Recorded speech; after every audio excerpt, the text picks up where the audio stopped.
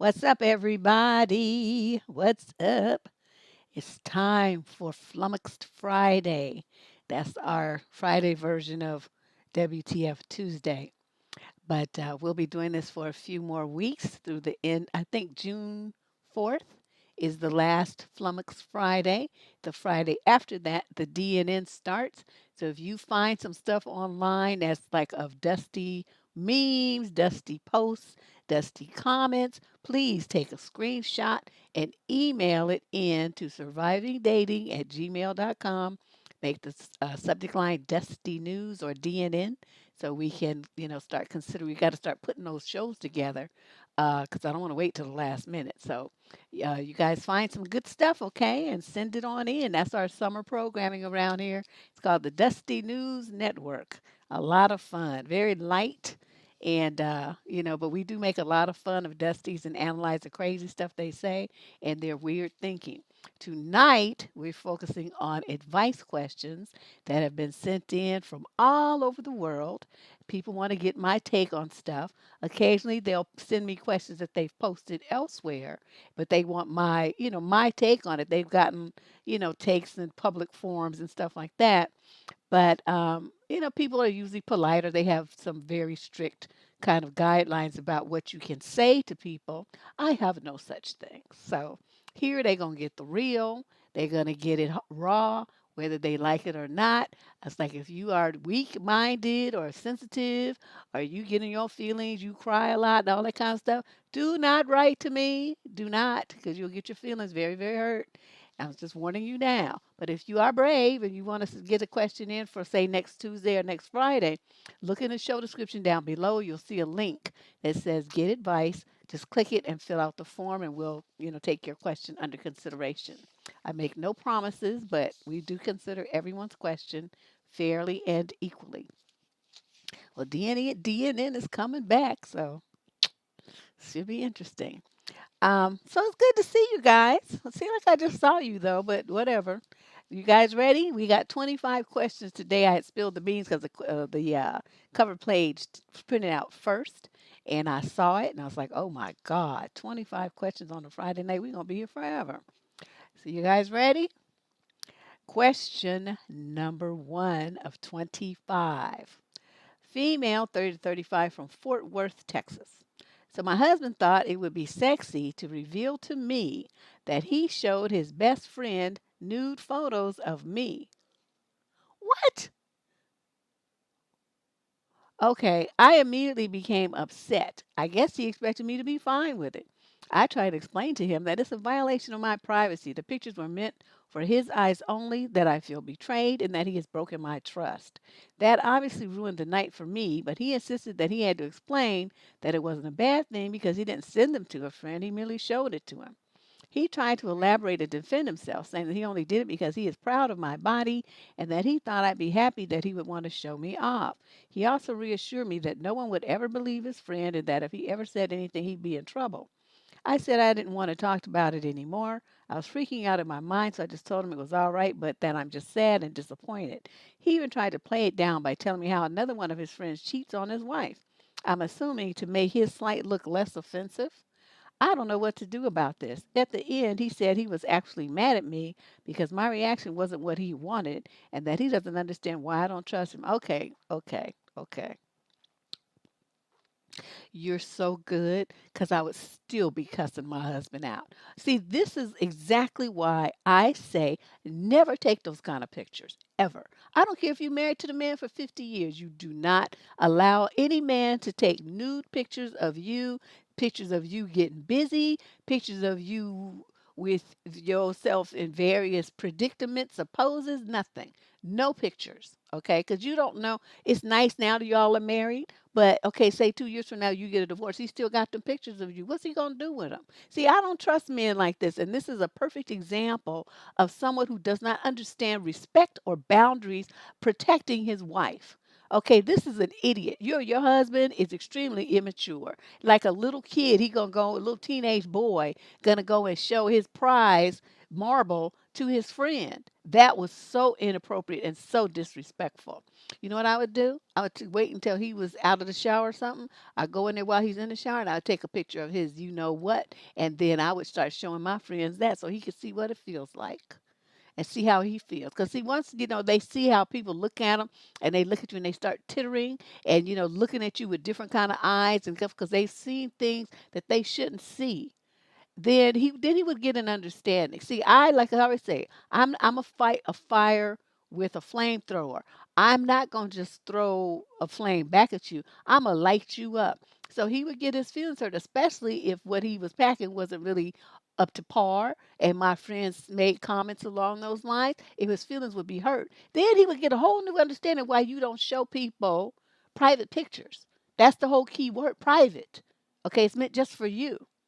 So this guy violated all kind of boundaries. He's just stupid, immature, and I'm sure his friend was not impressed with with what he did. The friend just looked to be polite because he's showing it to him, but most men understand that the boundaries there, and they don't do things like that. Even teenage boys get that.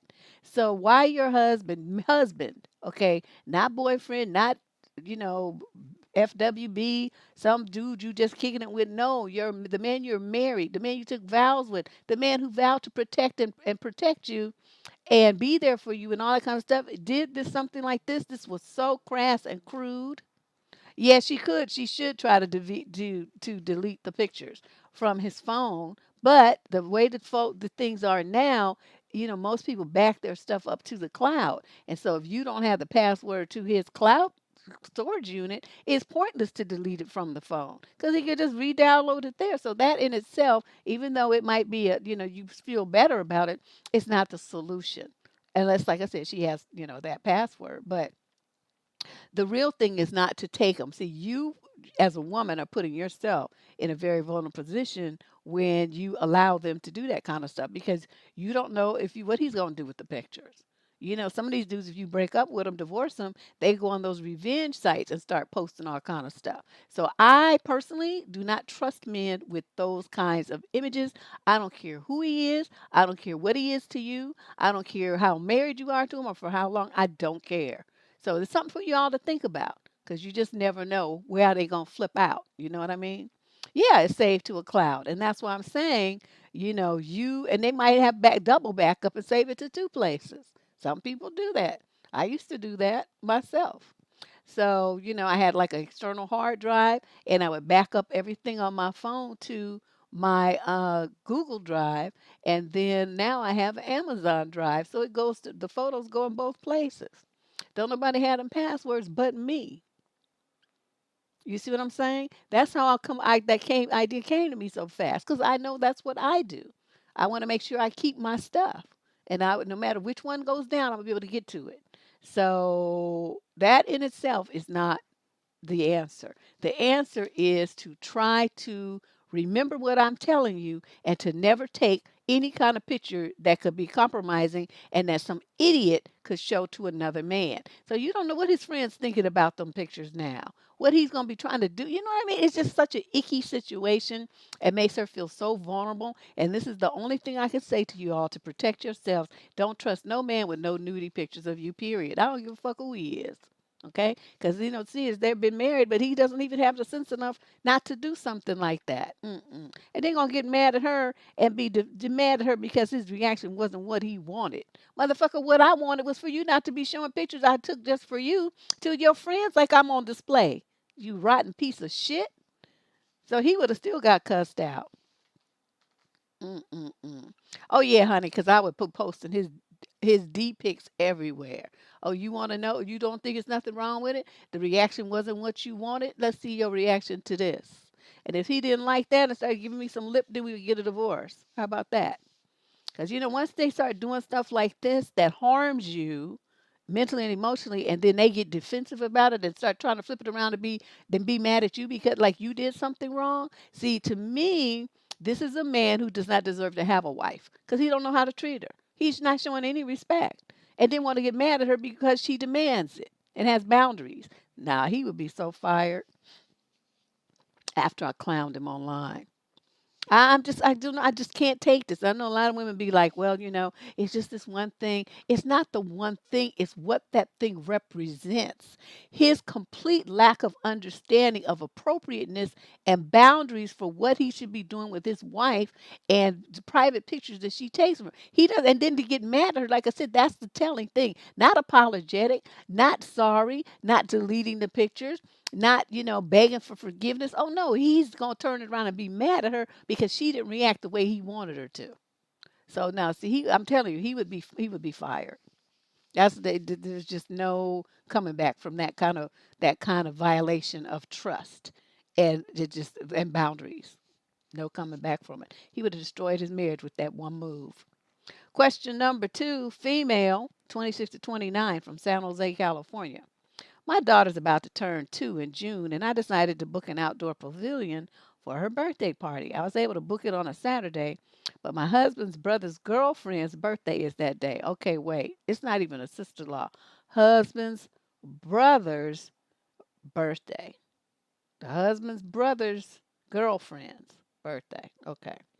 Now, before I booked that pavilion, I did have her in mind, but I was thinking that since my daughter's young, we can celebrate her birthday during the day, and if she wanted to do anything with us as adults, we could do it at night.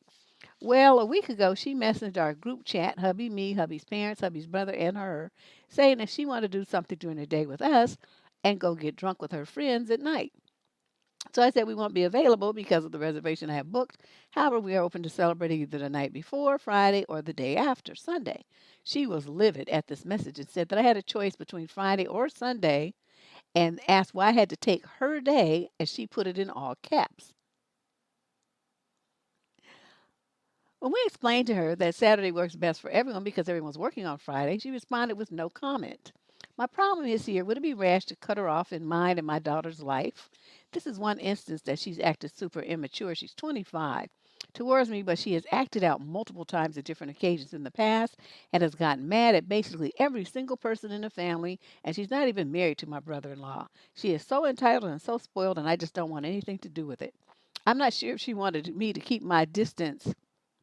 Wait, I'm not sure if me wanting to keep my distance is called for.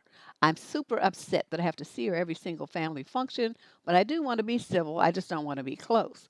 After all the message exchange, I decided not to respond to her no comment reply and left it at that, which made our group chat a little awkward, which I don't mind, but it also makes me feel uneasy. What? That's it?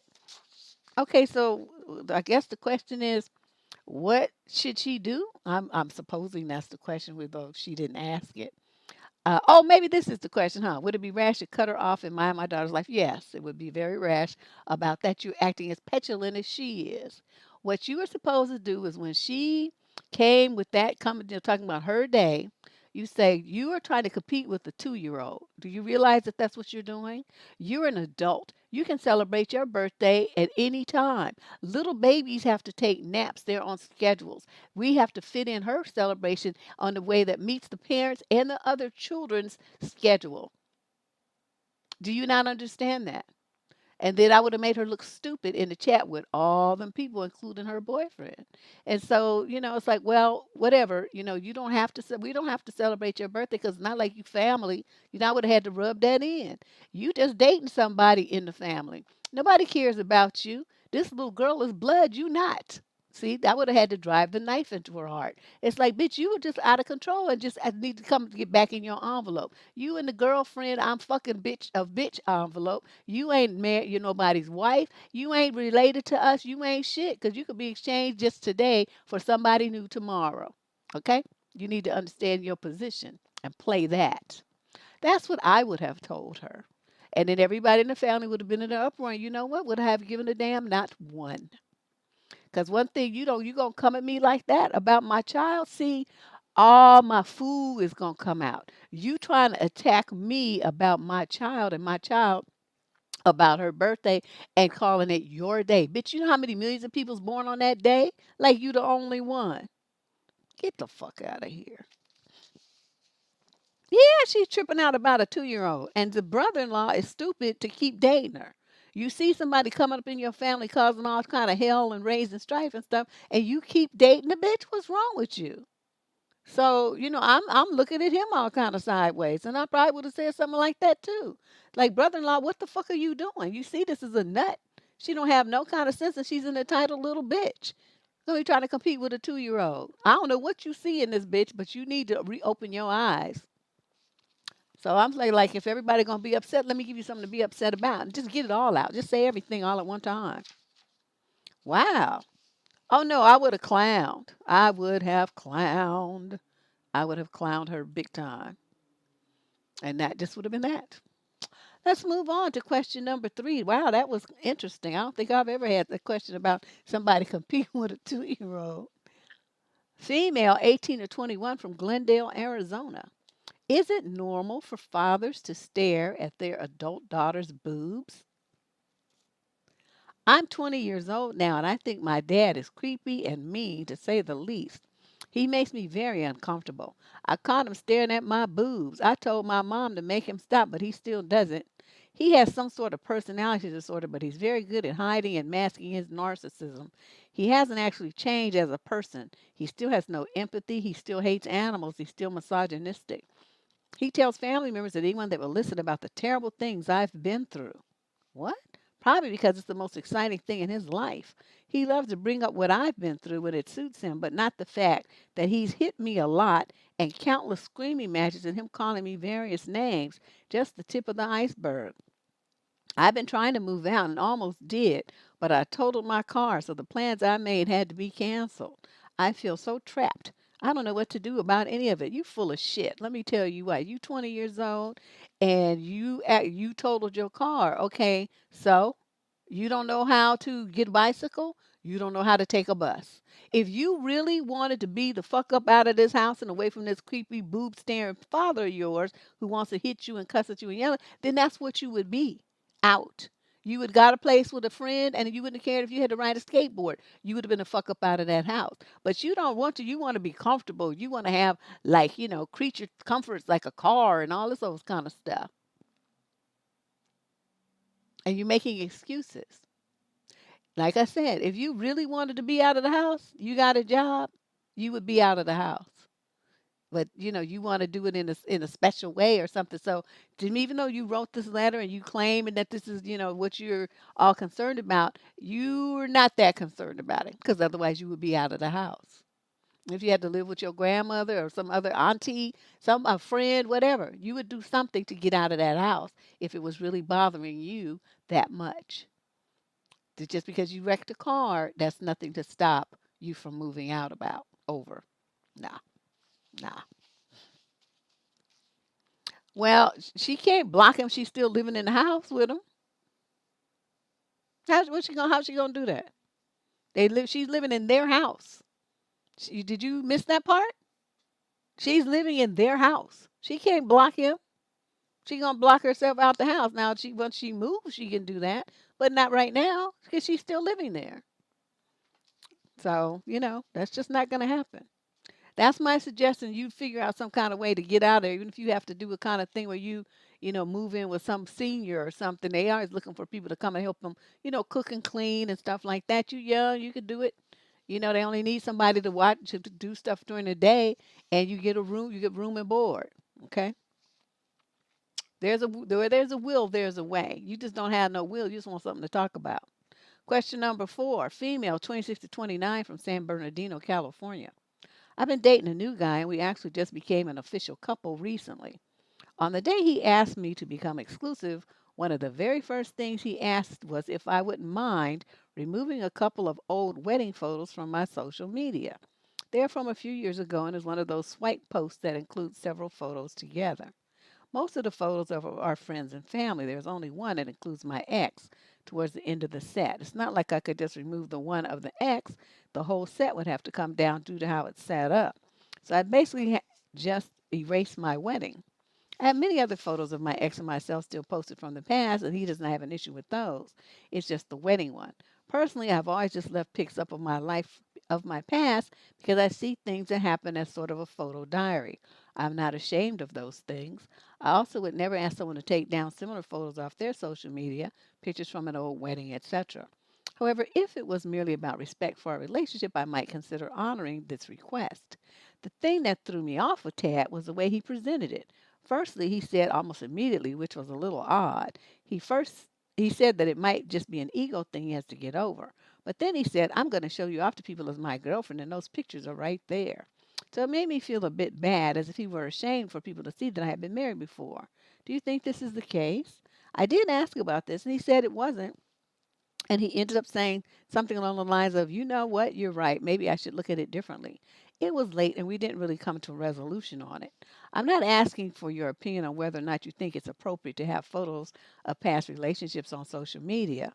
If you can avoid this in your answer, that would be appreciative and helpful. Guess what? Just for that, I'm going to talk about that anyway. You don't ever fucking tell me how to answer a question. You write to me, I answer the question the way I goddamn well please. Okay? So you just wasted a whole bunch of words here. And now, because I know that that's what you don't want, I'm going to focus 100% on that shit.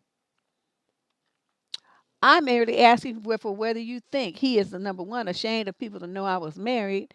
Two, if you think if you would take the pictures down based on his request. And number three, if you think taking pics down is a slippery slope that can lead to things being controlling later on. First of all, let's go back to this having pictures of past relationships thing. Of course, you should have pictures of past relationships. Do you need to have pictures of a wedding that you are now divorced and that's ancient history? No, you don't. Okay, you shouldn't even want to look at that shit, let alone have it on social media, like for the whole world to see. What the fuck? I mean, as he was pretty brave to ask you, but that's something that you shouldn't even have up. Once your divorce was final, you should have took that shit down. He shouldn't have had to ask you. It's like you still reminiscing about your ex that you don't even have, and evidently the shit was all fucked up. That's why you got a divorce. And now here you are trying to ask me a question about whether you should take it down. Shit should have been down. Okay. Now, yeah, thank you, Michelle. People just tripping. Just trying to tell me what to fucking say. You wrote the wrong person. You think you'll be regulating on me. Okay, so now that I've gotten that out of the way, let's go on to your other questions. Is he ashamed for people to know you were married? No. What he is trying to be controlling. Okay. That's why, like I said, you should have taken it down before. But now that he's asking you, see, if you take it down now, it's going to look like you're doing it because he asked you to, which is why you don't take it down now. You don't take it down. Okay. You don't take it down. Would you take the picture down based on this request? Absolutely not. If you think taking pictures down is a slippery slope and can lead to being controlling later on, absolutely. Especially because he waited until he asked you to be exclusive to start trying to regulate on what you have on social media. So what you need to do is go back to dude and say, I like you a lot. That's why I don't mind this exclusive thing. I think that's a good thing for us to be. It's heading in a direction that I like. However, one thing you need to understand right now is you don't tell me nothing about what to do about my social media pages, my life, my friends, my family, my home, anything I own, my money. I mean, just lay everything out. So, he knows where his envelope ends. It's like you don't get to tread into that territory. We and you are in a relationship, but you ain't in no position to run shit in my life. Okay? And that's what you have to tell him so that he's very clear on what the lay of the land is. And then you tell him, I know you just asked me about this being exclusive stuff, but this is how I want to do it. And if this doesn't meet your expectations, you're not comfortable with it, then we don't have to be exclusive. And you could go date other people and so will I. I mean, I enjoy you and all of that, but one thing we're not going to do is have you coming in the door trying to regulate nothing. And if, like I said, if that's a problem, then hasta la vista, baby. Okay, so just tell him what it is. Man, I'm telling you, I would just go make up some pictures of me being married to a whole bunch of people and put them up just to be a little bitch, just to just get his goat. It's like one thing I hate is men trying to tell me what to do. Don't tell me shit. If I asked you a question, that means I value your opinion, which is very few people, and then I would want to know what you have to think. Other than that, if I didn't ask you what you think, don't say shit to me. Okay? Because that's not for you to make a decision or have any input on. Understand that. So, these dudes be getting all kind of out of their envelope and just thinking that they can be telling somebody something. Negro, you tripping. Let's move on to question number 5. This is from a female in the 30 to 35 age group from Grand Rapids, Michigan. Birthdays are really important to me. Oh, what is this? This is the second birthday question tonight. I have always mentioned it on my to my friends when it's about to be my birthday. I plan my own celebration if I want one and take a day off work. I don't really want gifts or parties from my friends and family, but I want them to think about me on my day and wish me a happy birthday. One of my okay, how old are you? 30 to 35. One of my closest friends who is 38, non-binary person. That means a confused fucker didn't text me at all yesterday, and it hurts a lot. We don't text every day, more like a few times a week, but we also meet in person. And I told them several times it was going to be my birthday and what my plans were.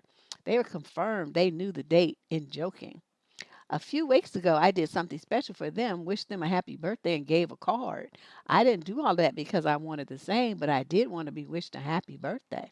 And then I heard nothing all day, and it hurts. It makes me feel unwanted, unloved, unnoticed, and totally unimportant to them. Even when all my other friends sent me texts or called me, I felt like my day was ruined because they didn't say anything.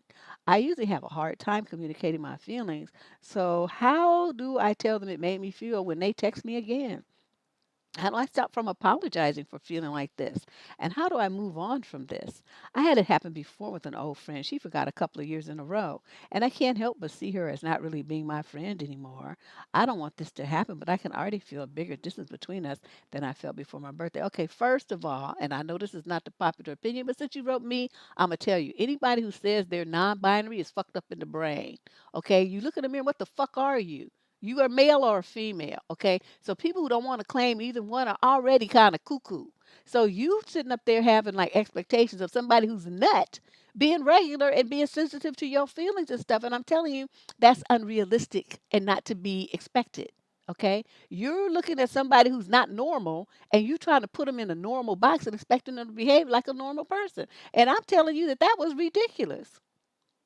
That was, basically it was stupid. Okay, and you got all these emotions behind it. Once you said that this person is 38 and non-binary, I already knew you was dealing with a kook.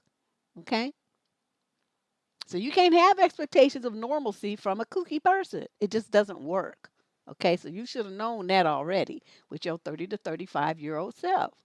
Now, let's talk about this birthday thing and you putting all these feelings on people saying happy birthday to you. What if are you a fucking princess or something? You know you in your 30s. The time for you to celebrate birthdays with all that kind of wishing people paid attention to you stuff, and you don't that doesn't last past maybe 8, 9 years old. So you long overdue to let that go. Grow up. Okay? Nobody cares. Most people on the downstroke to 40, they trying to forget a birthday, not try to remember them and have everybody have a parade and shit. They like because they see, that once you hit 40, that's like half your life is already over. And then people start tripping. Oh no, I'm on the countdown to the casket. So, you are kind of weird. Now, let me just put it that way. Your feelings need to be if my birthday is important to me, that's the only person it really needs to be important to. Maybe your parents because they birthed you, but nobody else. I mean, you don't have husband or something like that. I mean, it have to be important to them, but they most of the time they forget. Like my husband, he used to have this is the pre cell phone calendar days. He used to have this thing called a I don't know, it was this book and this company that used to make these organizers. I can't remember the name of it right now, but they were real famous. And so he would get his every year, in December or something. And so then he would put all the stuff in there that was important for his meetings and all this kind of stuff, right? Daytimer, that was the name of the company. And so I would politely get his thing, and I would write our daughter's birthday. I would write our anniversary, and I would write my mama's birthday, my daddy's birthday, my brother's birthdays, and my birthday in there. I would write the anniversary, the day we met. I mean everything. Shop for Christmas present by this day. Make sure it's under the tree. Buy Deb's Christmas birthday present. This I put everything in there so he could never ever come and tell me I forgot. He used to look at that thing 50 times a day. Nigga, please try to come up here and tell me that you forgot so I could beat your ass. So he knew. Okay, once he saw me do that the first time, he already knew. Oh, so that I can't say I forgot. I said that's right. And as long as he had those daytimers, honey, I did that shit every year.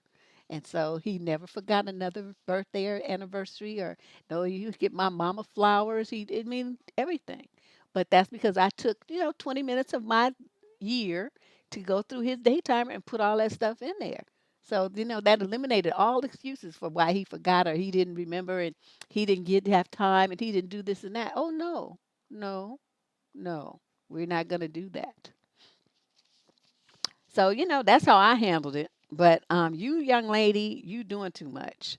I had all this angst and all this concern about one day a year. You know how many millions of people had that same birthday? It's not like you're unique and special. Okay. You have a little party or whatever, you celebrate. I mean, it's nice to make it to another year, trust me, because the alternative, we don't really think that's a good idea.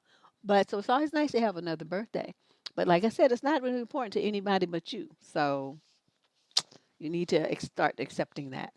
Question number 6, male, 26 to 29, from Yonkers, New York.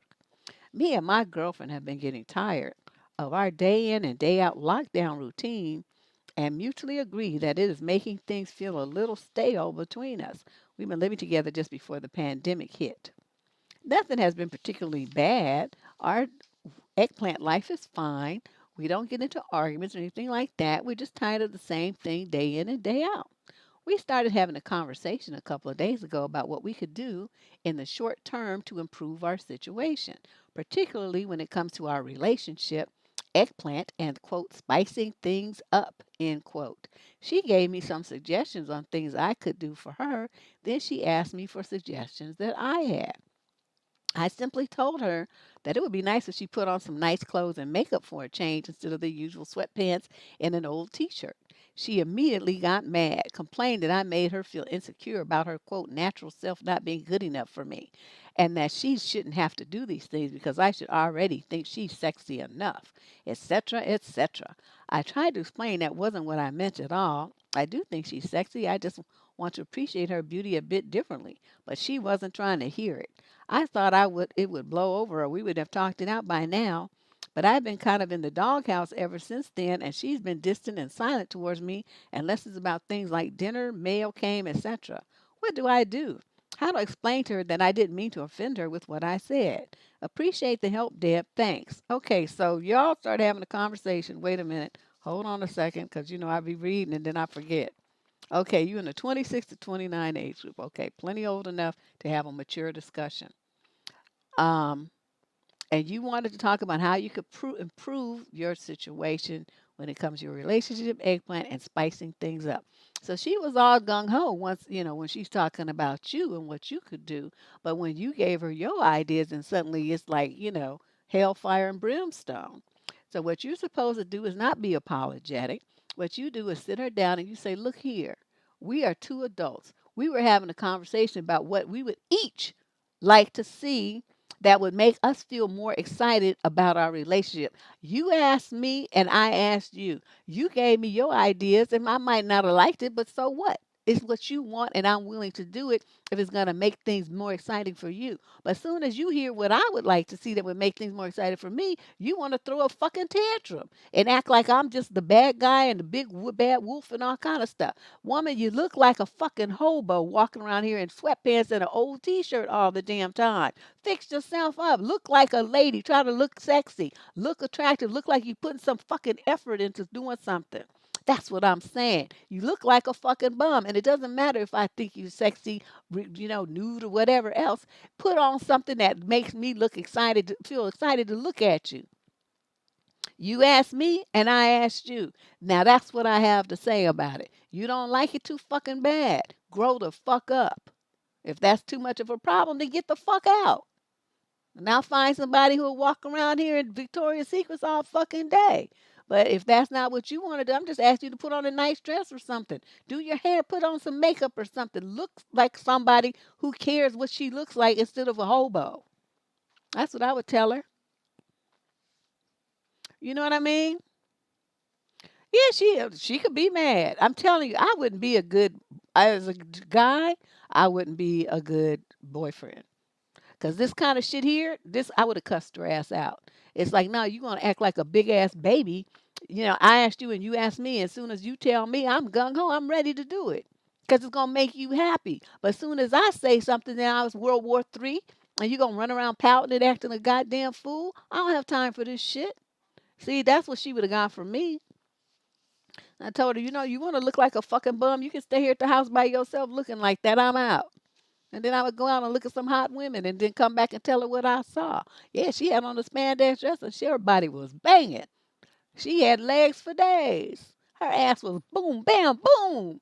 I would hurt her feelings. You know why I would do that? Because I could. Because she was going to act like a big ass baby, and that's just how I roll. Like I told you, flamethrower. But she want to talk about it, and it can't be one sided. It's gonna be both sides, and we're gonna talk about this, and we're gonna try this because we're a couple, and both gonna put in effort. It's not gonna be me doing something for you, and you don't do shit and walk around looking like a fucking bum, and I'm supposed to get excited about that day in and day out. The shit is boring. It looks ugly, and it looks like you don't give a shit, and I'm tired of looking at that bullshit. I'm telling you, Canadian brother. I know. I'm glad he comes. He acts like he has some sense, so I don't mind him coming. But these some of these women, I don't know. See, that's some of these women. I can't roll with them because their thinking is all fucked up. And I hear, they get with a nice dude who's not like a savage like me. So, like, dude, he just trying to, figure out what to do. He really, evidently, really loves this woman, and I would love her too if it was my woman. But one thing I'm not gonna do is I'm not gonna take this kind of shit. I just like whether I was the man or a woman, I'm not gonna take it. We're not having this double standard, and you acting like a fool, throwing tantrums and stomping around and not talking to nobody and all this kind of shit. You can get out and go to your mama's house. Okay, get out.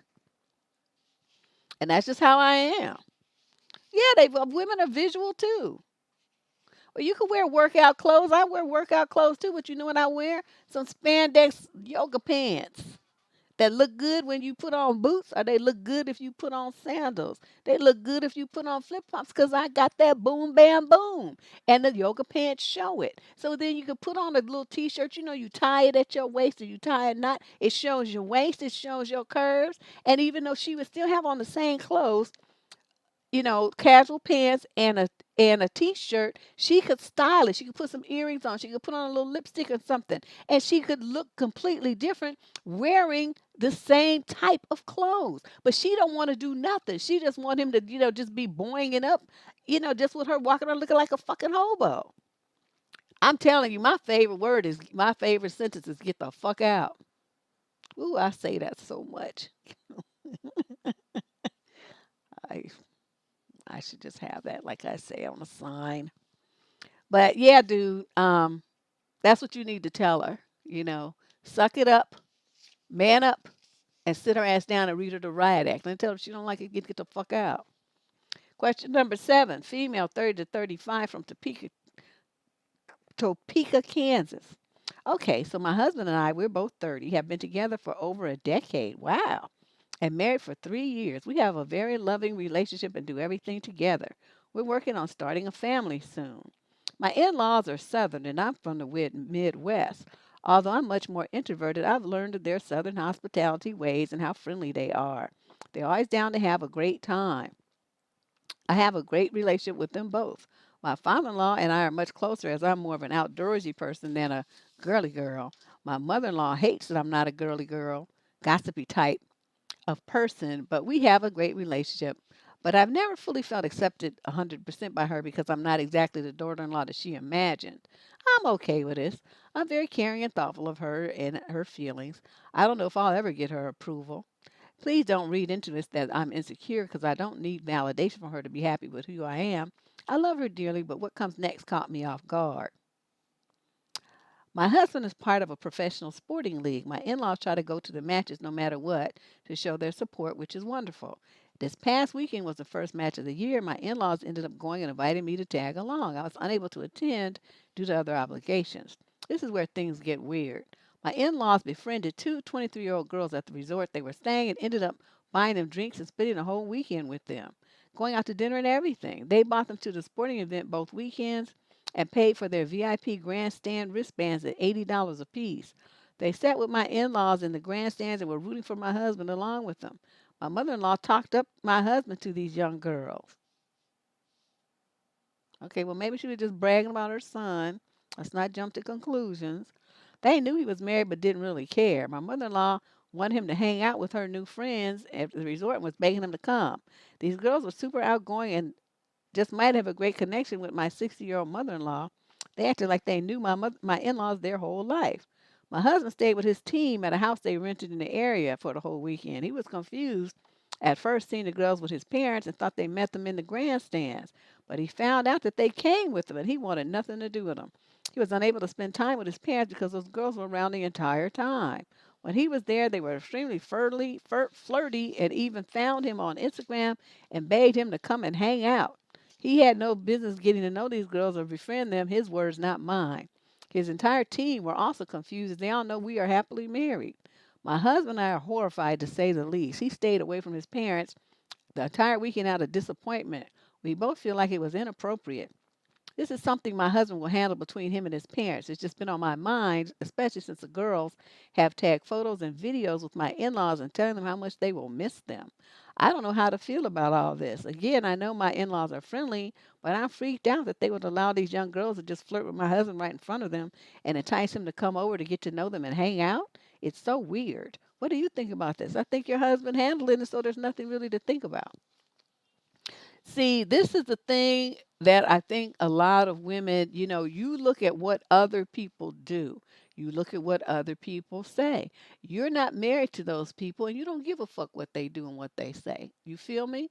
You look at your spouse and you look at your spouse and how your spouse handles the situation. Your dude handled it like a G. The only thing left is for him, once he's back in town and sees his parents, is to go over there and check them about how they acted, how they were disrespectful to him, disrespectful to his wife, and how he does not expect them to have any kind of dealings like that again. If they want to do something like that with strangers that they pick up on the street like trash, then they can do that because they're plenty old enough to make those decisions, but not to involve him or his wife or his marriage in it. That's what he needs to say. There needs to be a very clear boundary with his parents. Are you asking me why they did such a thing? I have no idea. The only thing, I mean, I know what I would think, but do I know that for a fact? No. My thought would be that your mother-in-law, even though you claim that you guys have a nice relationship, holds some kind of animosity towards you. Now, what it is, I don't know.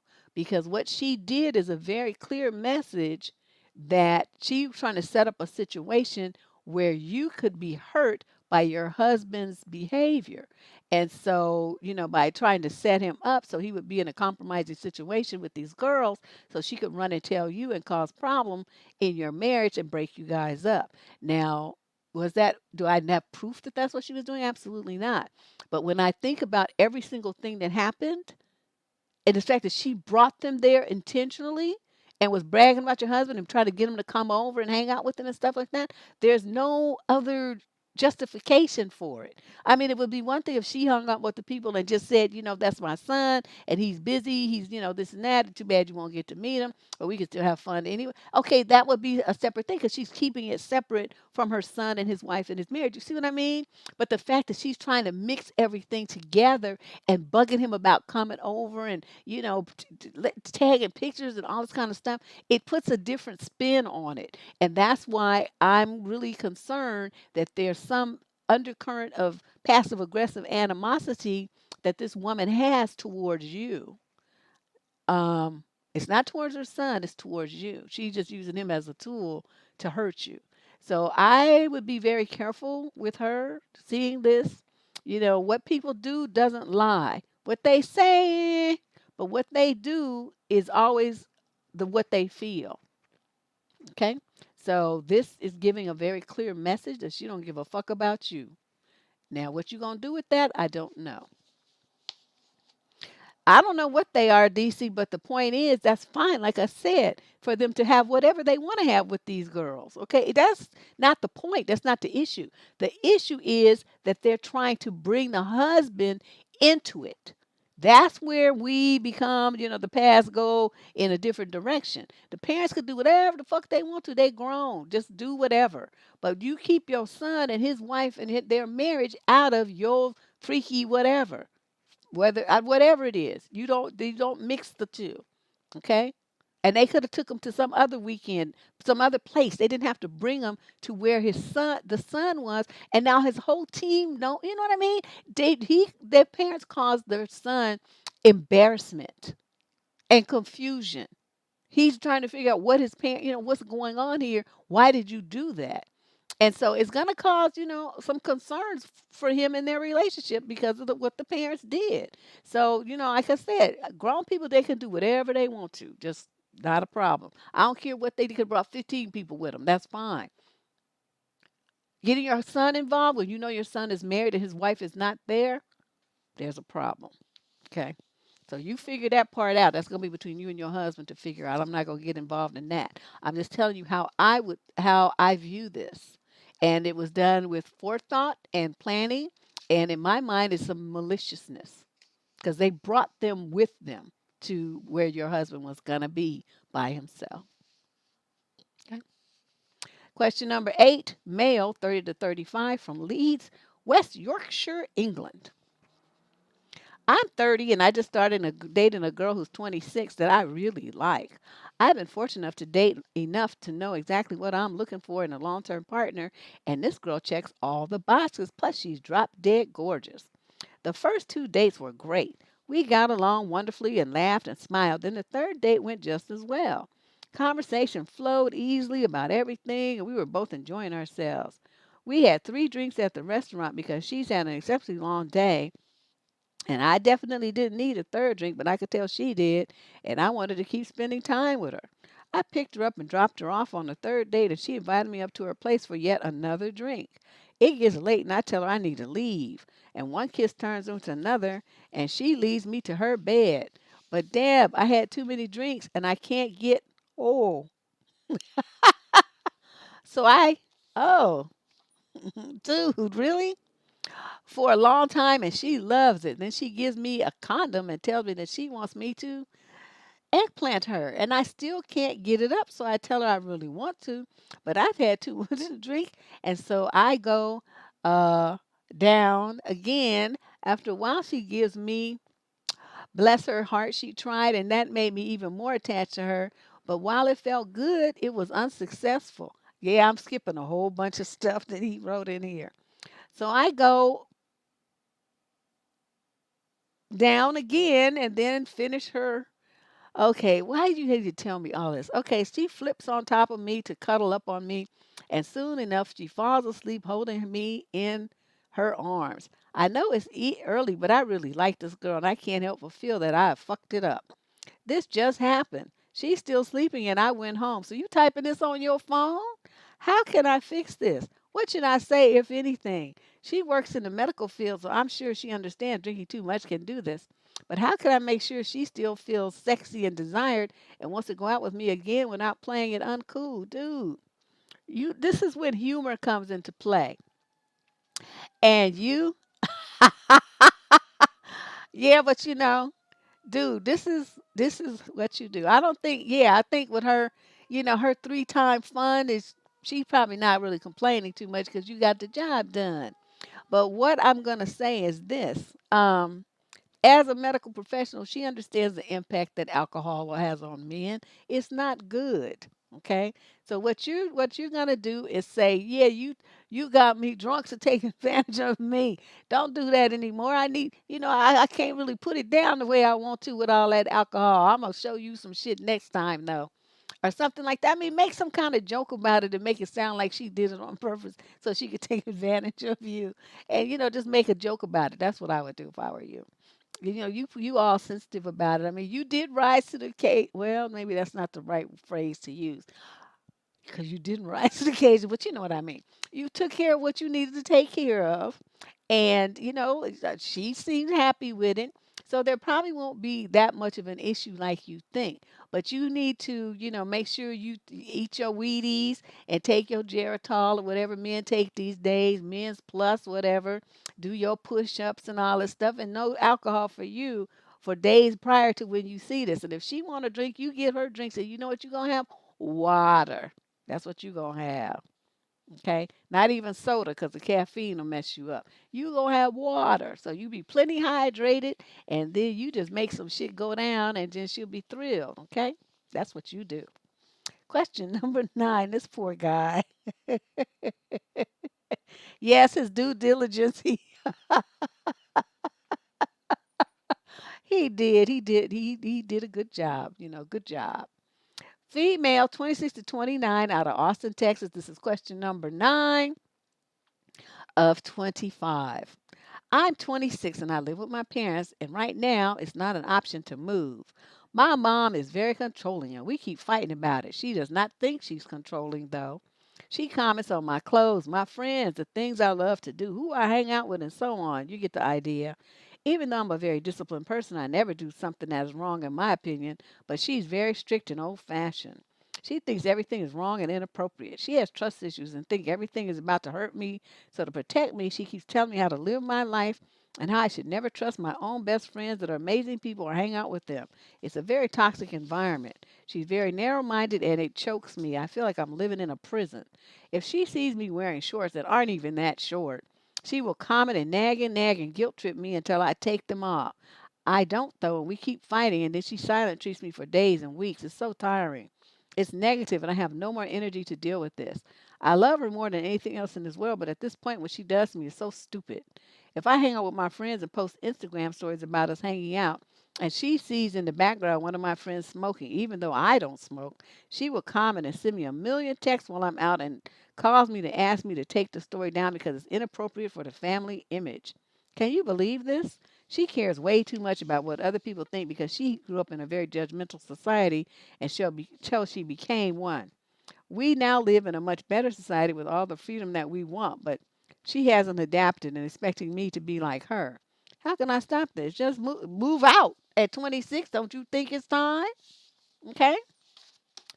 Move out. Move in with one of your friends or two of your girlfriends or something and y'all share a place. Okay, that's one aspect. The other is to do what you want to do. Okay? Now, this whole thing here where you say that she doesn't talk to you for weeks at a time. I don't see any negatives there. I see that as a positive. Okay, then she sends you a million texts. You just tell her, stop texting me. I'm having fun with my friends. You ought to get you some and do the same. Something like that. Now, is that disrespectful? I don't think so. But it's like telling her to stop. You need some boundaries with your mother, and you don't seem to have any. You just tell her no. Stop trying to tell me what to do. I'm not you. I didn't grow up in wherever she grew up in. I'm growing up here in the United States, and women have a lot more freedoms here. Stop trying to put me in that box that you like what you grew up in. I'm not gonna do it. Everything that you say is to me is gonna fall on deaf ears, so you may as well stop. I'm gonna wear shorts. I'm gonna hang out with my friends. I'm gonna drink, and if my friends smoke, they can smoke. I don't care because I don't smoke. But if they want to smoke, that's their red wagon. There's all kinds of people in this world, Mom. Some smoke, some do drugs, some drink, some don't do anything. Some are church, freaks. People, whatever. You just name a whole bunch of stuff. And all of those people together make up this world. We can't all be alike. That's what makes it exciting and interesting. Everyone is different. And I intend to have friends that cover all of those different, that spectrum. Okay? You don't have to like it, but you're not me. And you're not going to run my life. And that's what you tell her. Yeah, she might be Asian. Who knows what she is? She could be, some Middle Eastern thing or something too. I mean, we don't know. That's not really the issue. She could be like a pilgrim or whatever they call them people that live in Pennsylvania. What are they? Them Amish. They look like pilgrims to me. That's what she could be somebody who escaped one of them colonies in Utah or something. We don't know where this woman's from. She didn't say. But it doesn't really matter. The point is that you're not your mama, and she needs to be reminded of that every time she tries to regulate. Yeah, the Amish, whatever. They look like fucking pilgrims to me. You know, sorry. Question number 10, female, 37 to 45 from New York. Dear Deborah, I am 43 years old, divorced with two children, 24 and 13. Ooh, that's a big gap. I'm an admin at a university, own my home, and financially secure, have always looked younger than my age. I'm fit and often admired for my beauty. I recently started dating a guy from Tinder. Ooh, he's 32. Okay, so you're 43 and he's 32. He still lives with his parents, never married, no kids, has a full-time supervisory position at a local hospital in their dietary department. We have been dating for about 2 months. We both have similar health, dietary, and exercise preferences. We are of the same faith, although he seems to be a bit more conservative than me. We both enjoy stock trading. We are different in political views as he's more conservative, but identifies with the independent party. At first, the relationship was interesting. Then it got hot and heavy. We became intimate after a few weeks. We've been spending a lot of time together in person, on the phone, via text, even on social media. But now I feel the newness wearing off, and there are some personality things that I don't like. It's like he wants me to entertain him 24/7. On the phone, he'll say things like, "You're not talking, say something." And if I reply with, "Let's talk later," he'll say, "What's wrong? What's the attitude for?" So then we go back and forth talking about what's wrong or not wrong. Ugh. We've also been debating slash clashing more on current news topics. And to be honest, in some ways, I find the way he speaks to be condescending and arrogant. I don't want to be so hasty to just move on to someone else because no matter the age of a person, there will be personality issues or things that you might have to learn about the other person. But what do you think? Do I push through this phase, get to know him more, or should I move on because the age alone is a sign to see immature? Or maybe I'm too impatient at this point in my life and I need to recognize that the problem is me. Your thoughts? No, this is a waste of fucking time. Okay, it's one thing if you get somebody who's 32 and you just want to bone them a few times, but you can't be making no relationship with this fool. He's immature. Okay, he's 32 and he still lives with his parents. No kids, and never been married. Has he ever even lived with a woman? He sounds, I mean, his conversation and the way he's approaching you sounds like he's stuck in his teens or early 20s. I don't know how you stand it. Because somebody telling me you're not talking, say something. So you know what I would say to them? I said, that means I don't have anything to say, and that means we need to get off the phone. I'm busy right now. I have stuff to do. Well, you have an attitude. I'll talk about it later. Click. I'm not going to get into a debate with you about me having something to do and not being able to breathe. You sit with you breathing on the fucking phone. I have shit to do. You know why? Because I'm an adult and I have responsibilities. I have like my own house. I have kids. I have all kind of stuff. Your oldest kid is like, not that much younger than him, right? 24 and he's 32. It's time to let this go, chick. That's what that means. He is an idiot. And you're trying to waste more good time after bed. This is not what you do. Dating is about finding somebody that's a good fit. You already see that this is not a good fit. Okay, you guys are on vastly different levels of maturity and life experience. Even though the age difference chronologically is not that much, your life experience is just totally, you're like 30 years ahead of him. Okay, this guy has the mentality of a child, and you are a real adult. Okay, so there's nothing you can do with this man. If he were any other kind of 30-year-old, living on his own, bought a house, I mean, he got some shit going on, owns his own business or something, then you might be able to hang with him because his mind would be different. This one he's not the ticket. He's not the ticket. And you feel it and you know it. You're trying to talk yourself into standing with him. Well, maybe, I should press on. I should try to get to know him. No, you should stop wasting your time and you should move on. All these men out here on these dating apps, please. You can see a different one every day. Question number 11, female 30 to 35 from Portsmouth, Portsmouth, Hampshire, in the UK. I'm worried about my sister. She's a year older than me and she's married with a 7-year-old son. She has had issues with her husband off and on for years, and I really think it's coming to a head. She keeps divulging information to me that paints a scary picture. For example, he pinches her or shoves her when he's mad. Never leaves marks, though. She mostly sleeps on the couch and isn't allowed in his bed. What? They argue about who will get custody of their son. He tells her that she will never see him again and her son will never want to live with her. They have both brought up divorce, but she doesn't want to leave him because she is afraid of never seeing her son again. She also told me her in-laws are recording her son crying, asking if he's crying because of mommy. They have been involved in their marriage in a toxic way for a very long time. He wants her to leave and move out so he can claim abandonment, but she refuses to leave even though I don't think she feels safe. Cops have been called before, and he's very good at lying and being charming to them, so nothing comes of it. I've tried to get her to at least talk to a women's shelter to see what help they can offer, but she didn't want to do that. I called one myself, and they said if she doesn't call them, they can't help. I really think she needs to talk to someone about what's going on. I obviously don't have the whole picture, but I'm very worried. Are there other resources for women in my sister's situation? Portsmouth, Hampshire, UK. I don't know. I'm not in the UK. Did you forget? But I'm gonna tell you this. I'm gonna tell you this.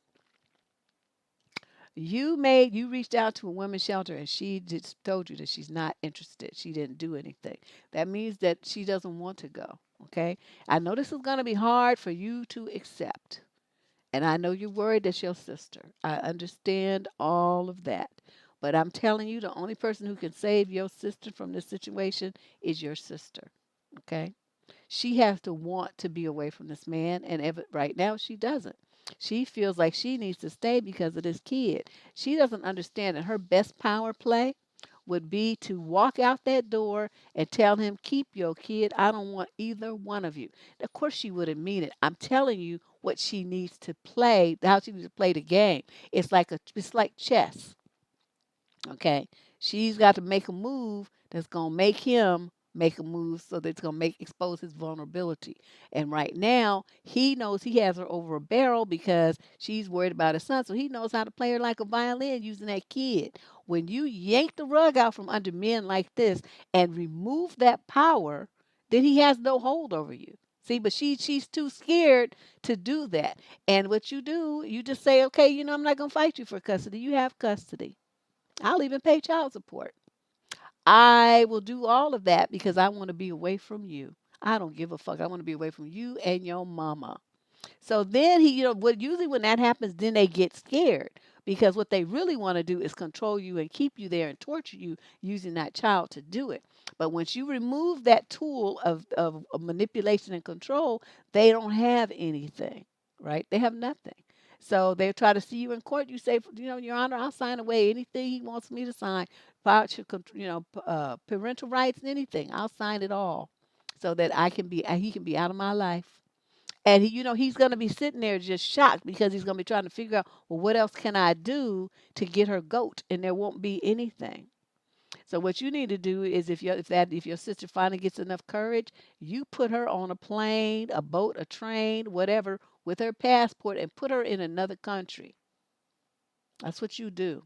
So that he can't get to her easy. And then you let her get herself together. And soon enough, he will decide that, being a single parent isn't quite what he thought it was. And the kid will be bugging him. I want to see my mama. And then it'll happen. But she has to take that power away from him where he's trying to use that kid. I'm telling you, it works every time. The worst that happen is he'll raise up the kid by himself and she could go and have herself another family if she wants to, or just be single for the rest of her life. Whatever she wants to do. But one thing that you cannot do, and this is the problem that so many women have, my kid, your kid is with his parent. Okay, that's the other parent. It's not you, but that's the other parent. And if that other parent falls down on a job or does anything that's unsavory, there's CPS.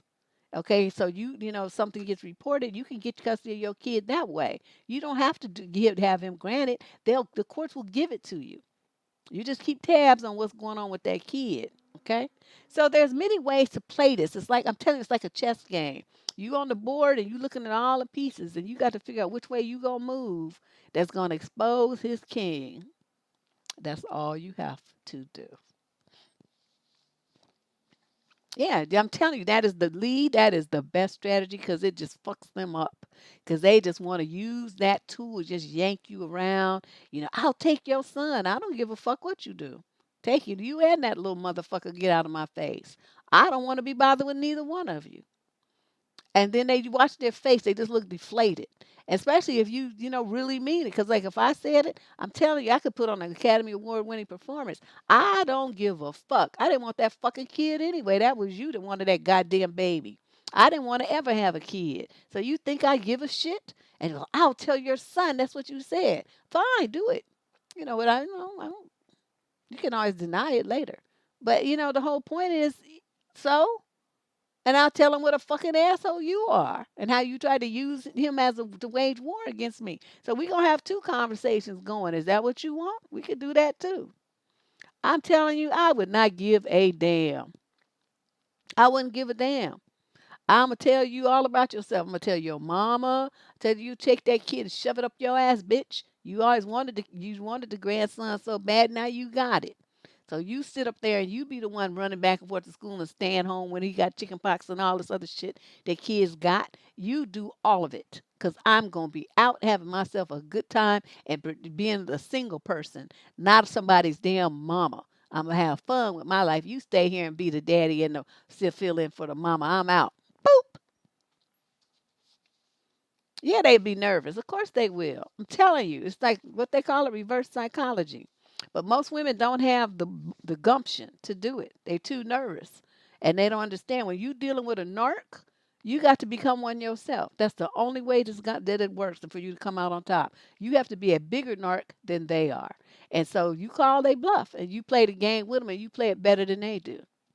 And so, once they feel like, they understand that you can't, they'll have no traction here. It ain't shit here you could do. So then they try to like, well, you need visitation. Oh, no, I don't want to visitate. Okay, I'll come on Saturday. And then you be like me and you don't show up or you cancel at the last minute. Oh no, something came up. I can't do it. Because they be trying to use that as a tool too. Well, you can't have visitation. I don't want visitation. I don't want to see that kid. I don't want to see you. I don't want to see your mama. I don't want to smell you. I'm not trying to come in that neighborhood. I don't want shit to do with none of you motherfuckers. Anybody with your last name, I don't want to be bothered. I'm changing mine, as a matter of fact. They mm-mm. He would not want me to be to be his wife, but that's what she's dealing with. Question 12. This is a female in the 22 to 25 age group. No location provided. Hmm. So I'm 23, and it was the day before I moved across the country, so I stayed at my father and his new wife's house. The morning I was going to leave, his wife went to work, so my dad and I decided we should go to breakfast as we usually do. He came out from the shower in a towel and hugged me, telling me how much he was going to miss me. You mean this? Your daddy didn't put no clothes on and just came out with a towel on? I mean, I know they do that kind of stuff in some families. Some people walk around butt naked. They don't tend to do that where I come from. Okay. He started rubbing my back. Then he moved his hand to my lower back and went under my shirt, rubbing my back. I tried to pull out of the hug as I felt super weirded out and uncomfortable. He did kiss me super soft and sensually on the lips. I pecked my mom on the lips for years, but never my dad. When he did this, I tensed my entire body and tried to pull away completely disgusted. He held me harder and tried to pull me back in for another kiss. Oh my God, this is like a sexual assault. I managed to turn my face so he kissed my cheek. I was in shock and disbelief, so I quickly said he should get changed and we should get going because I had to leave and begin my move. I had every urge to drive away and not speak to him, but the part of me that still loves my dad stayed and thought that just didn't happen. I still don't know if that is considered abuse, but I know it felt beyond wrong. I don't know what to do, and I haven't told anyone. No, no, no, no. You need to tell everybody. Tell everybody in your family. Tell everybody. Put it on social media. Dude, put it everywhere. Say, my dad is a fucking pervert. Let me tell you what this motherfucker did. Okay, and of course he's going to deny it. Of course he's going to deny it. That didn't happen, he's going to say. Too bad you didn't have your phone there so you could have pressed that record button and record him saying all that stuff and scuffling away and stuff. But that's what you have to do. You have to set things up so that he knows that you're not keeping it a secret. Right now, you're keeping it a secret, so it leaves the door open for him to do it again because you're too scared to say anything. What the fuck are you scared for? You need to be exposing him. You need to be singing like a fucking canary, telling everybody about his trifling two-bit piece of shit ass. Oh my God, I'm trying to think. What if my father had done something like this? I would have, you at the table, I would have stabbed his ass. Like, get the fuck off of me. Have you lost your goddamn mind? Stabbed him. Yeah, that's what I say. He needs to be humiliated on social media. Yeah, her real dad. But don't act like Mia. Don't act like dads don't molest their daughters. It happens every day all over the world. They don't give a shit about that. I mean, we think about it's not really appropriate, but it happens every day. Okay? Look, think about Color Purple.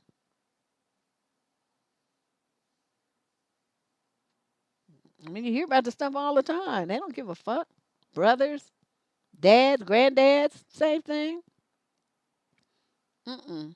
So in this case, young lady, you are, how old did you say you were? You're 23, and you was been moved across country. I'm gonna tell you this though: when you move, don't you ever let him come and stay at your house. Don't you ever do that. Anytime he wants to come and visit you, you make sure that you go with some friends, or you say no. Okay, you gonna go visit them? I don't know if I would do that either. I would just make sure that everybody knew what he did, and that's why I'm not really affiliated with him anymore. This is so disgusting. Ugh. Ugh. That means he's been having all kind of fantasies about you all this time for him to feel like he was going to make a move like that before you left town. Oh my God. I would never speak to him again. He wouldn't have to worry. I wouldn't have a daddy. I tell everybody when I moved across the country, my father died because it's as of that moment he would be dead to me. Question number 13. This is a female in the 18 to 21 age group from Santa Ana, California. Is it safe to go to a bar alone? I turned 21 recently and I've never been to one, and I don't feel like asking anyone to come. I heard some women just bring a book to happy hour and relax. Does it look weird being by yourself? I used to do that all the time, still do. Well, pre-COVID, because now, I mean, well, I guess things are starting to open up now, but I used to go out and have a drink and dinner by myself all the time. Love my own company. And these days, you don't even need a book because you can just read a book on your phone. You can play on your phone, on social media. You can, text people. You can do whatever you want to do. You can look out the window. I don't know. Every time I go someplace by myself, though, I usually sit at the bar. I go to restaurant bars. I don't just go to bars. I go to restaurant bars, right? So you can order food and you sit at the bar. That's where all the singles and maybe a couple of couples will sit.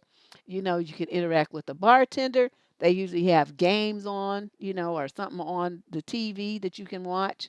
Um, and people come and go and they sit down next to you, chit chat with them and stuff like that. You ain't trying to get no big romance going, but it's interesting to talk to. I love to talk to new people, and so I just find out what their story is and what brought them here and where they work. Just be nosy, and just chit chat, and then you get up and then you go home. It's no big deal. But don't go to a bar. Go to a restaurant bar where you can order food, get your little appetizer, have your little drink and stuff. Do not sit there long enough to get drunk.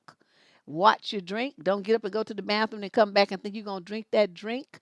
Okay? Be careful. Watch your purse, all that kind of stuff. And then, have your one drink and your appetizer or something, maybe two since it's happy hour and they water the drinks down. And then take your happy ass home. That's what I do, you know. Yeah, I've traveled all over the country, all over the world, different countries and stuff, gone on cruises, all kind of stuff by myself. One of my best trips, I went to Puerto Rico by myself, and they say what happens in Vegas stays in Vegas. Well, what happens in Puerto Rico stays in Puerto Rico, because I tell you, I never seen so many fine men in my life. It was crazy. I learned how to do all kind of nasty salsa dancing too. I had a good time. But that's the kind of thing that you do when you're young, and then when you get older, you have good memories, right? So this is the time live your life, girlfriend. Don't be afraid. Just take precautions. Don't be stupid. You know what I mean?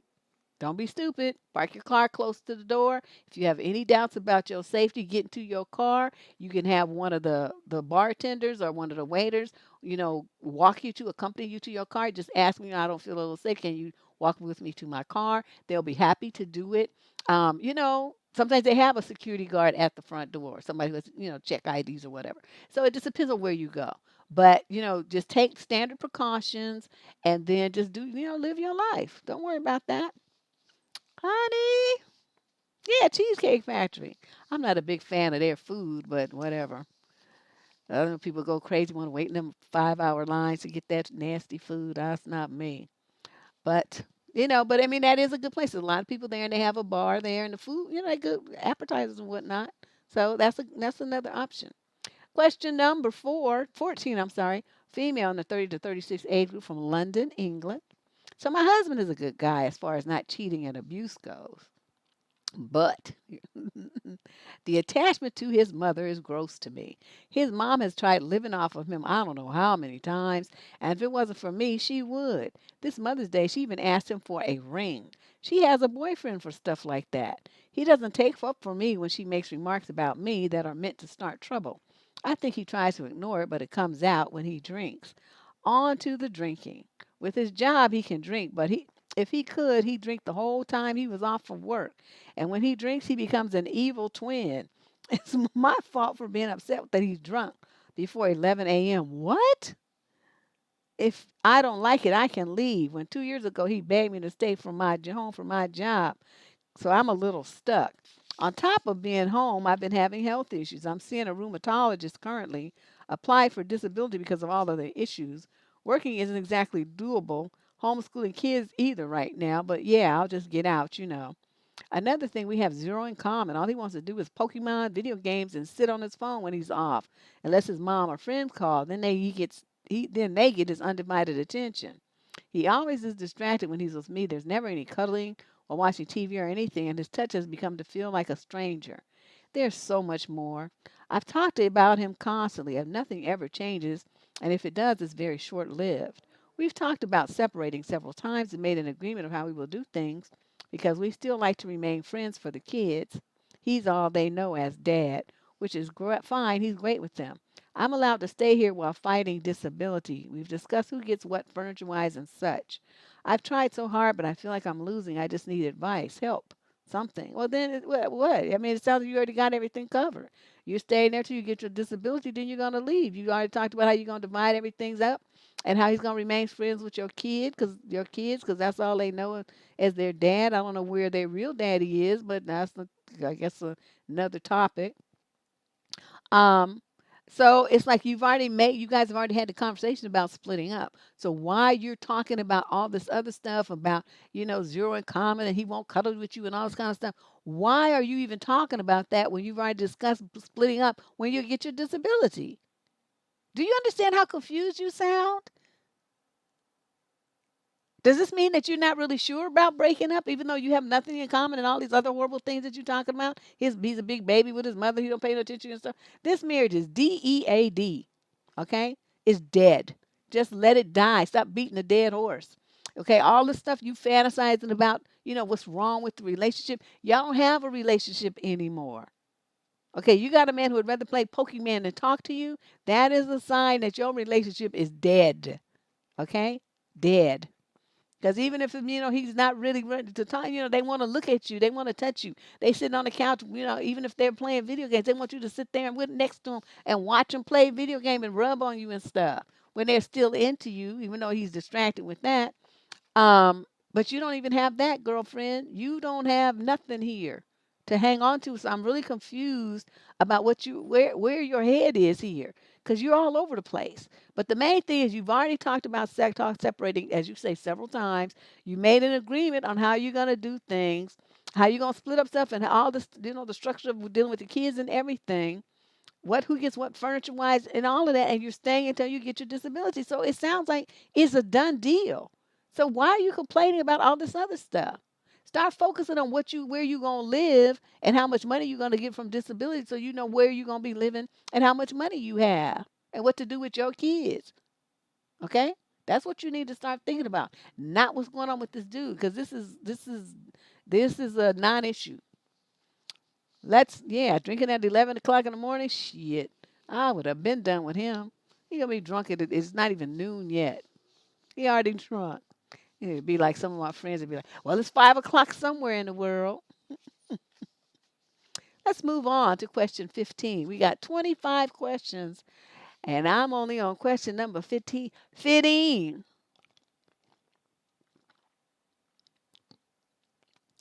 Okay. Female, 26 to 29, from Davenport, Iowa. I've been seeing this guy for 2 months. I'm 25 and he's 27.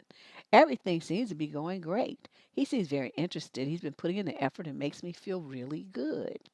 I met some of his friends and we talk and see each other often. I need to know what to say to broach the "what are we" discussion. I'm just nervous to bring that up. I feel like it's sort of insinuated that we're dating, but I'd like confirmation, but I'm nervous. This is easily the best I've ever been treated, but nervous nonetheless.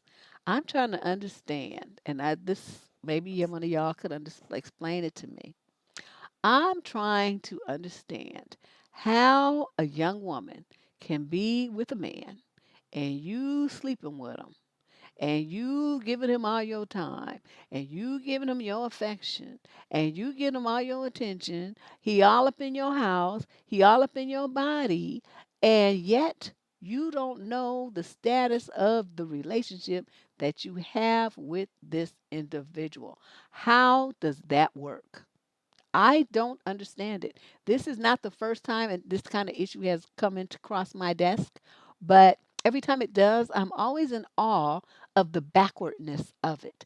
You should have decided all of this and had this discussion before you dropped them draws. See how that works? Then, when you were sleeping with this man, you would already know the status of your situation and how you felt about him and how he felt about you. There would be no questions about it, and that it was safe for you to invest in this man emotionally. But y'all do shit backwards. Okay? And then you be all fretting about the fact that you attached to somebody that you don't know what's going on between the two of you. My approach is I don't ask men anything, I tell them. Okay, this is what's going on here.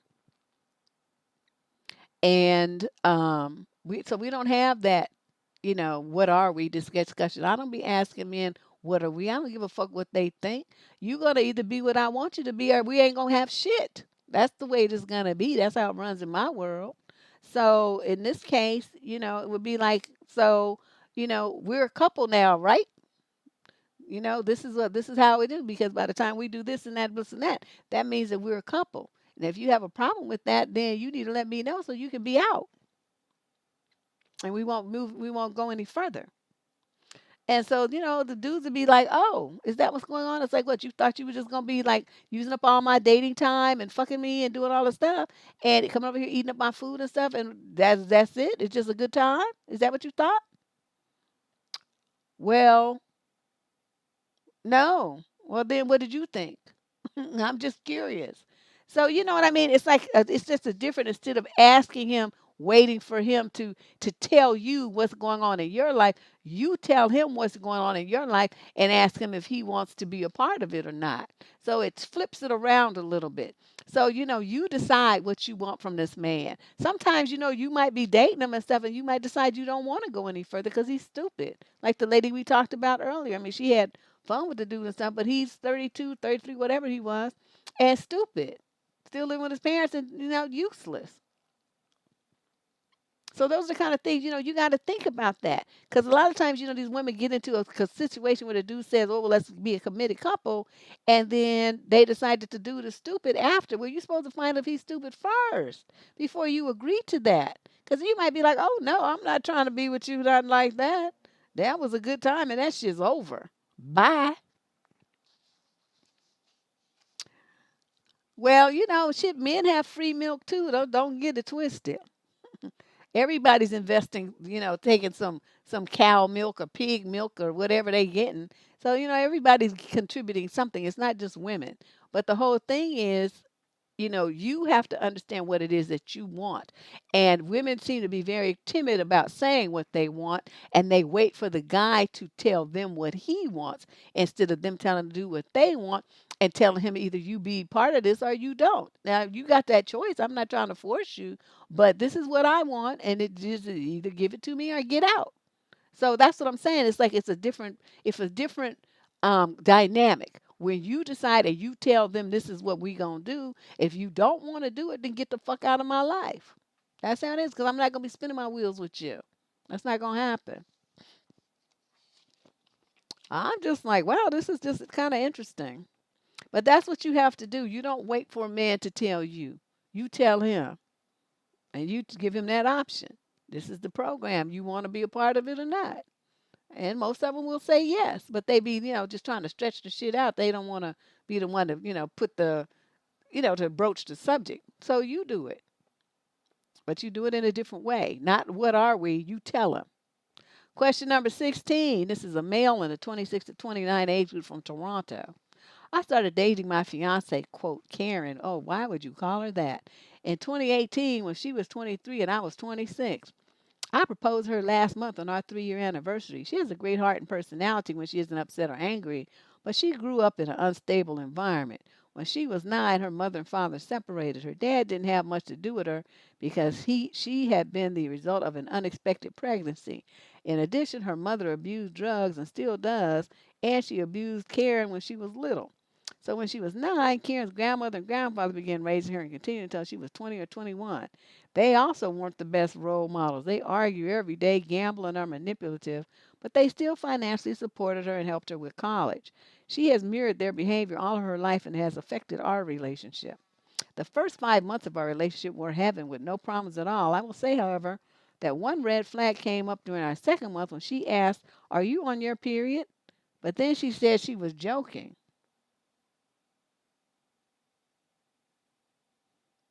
Hmm. Then, after around 5 months of dating, Karen's ex started to reach back into her life, sending texts and even flowers because he was jealous. She told me every single time when her ex would reach out or do anything, nothing was hidden. I told her it's best for us to ignore him unless his behavior became harassment or stalking. This went on for 4 months or so and started to cause tension. Around this time, she moved back in with her grandparents to help them out financially. She visited often, I'm sorry, since I visited often, I see the toxic behavior that she witnessed all of her life. Long story short, I feel like Karen is toxic, narcissistic, definitely aggressive, and controlling. An example, I mentioned to her that I think I want a new car, and her response was, quote, You should try to have a plan about marriage, a home, and children first, end quote. She has asked why it took me 3 years to propose to her. She also has emasculated me and called me names at times and given me an ultimatum that if we weren't married at 2 years, we were done. She has broken up with me at least 12 times. I begin to feel like our marriage would be miserable. On one hand, I have the most amazing, wonderful, caring, loving fiance. She cooks, cleans, and is affectionate, caring, and loyal. But on the other hand, she can be a vengeful, intimidating, and hateful demon. I want our relationship to work, but I don't want to be miserable the rest of my life. I already have cold feet about marriage. Don't do it. Don't do it. Don't do it. Tell her to keep the ring if she wants to. I mean, if you already finished paying for it. If not, get that shit back and take it back to Kay's Jeweler, wherever you got it from, and get your money back. Or put it, just, give a store credit, whatever they do. I don't know how they handle it. But you see what kind of woman she is. You're seeing it before you get married. Why? Why would you marry somebody like this? Are you crazy? At least you had enough sense to write to me. But see, this is the kind of stuff, this is why you date. These are the kind of things that you should be looking at. So for that, good job. Unfortunately, you see the evidence, but you did it. I mean, it's like, did you see this before you proposed?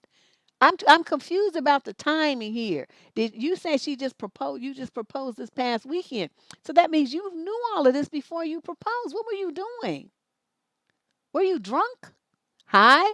Crazy? What? What is wrong with you that you would want to marry a woman who's toxic, narcissistic, aggressive, and controlling, and spiteful and petty, and who calls you names and who disrespects you? What is wrong with your mind? That must be some whoopa whoopa, oh my God, holy moly coochie for you to be this crazy about it that you would propose to it knowing this. And you talking about somebody who cooks and cleans, get a fucking maid. You can get somebody to come in your house twice a week to cook. You can order meals from one of the meal delivery places and shit. You don't need her for that. And the affection, caring, and loyal, just have a girlfriend that you're not engaged to. See her, then leave her. I mean, this is crazy. This doesn't make any sense for you to be thinking about marriage with somebody who broke up with you 12 times. No, not even 12 times, at least 12 times. A relationship where somebody breaks up and gets back together that much is a toxic relationship and is unstable. You don't marry somebody who would break up with you like that. In 3 years, 12 times? At least 12 times? That means, could be 15, 20. You might have forgot a couple of times. Dude, get your ring back. and cancel this relationship before you end up in a mess. Then if you stay in it, don't write me when she just rakes you over the coals and you be joining, MGTOW and stuff because you got fucked over.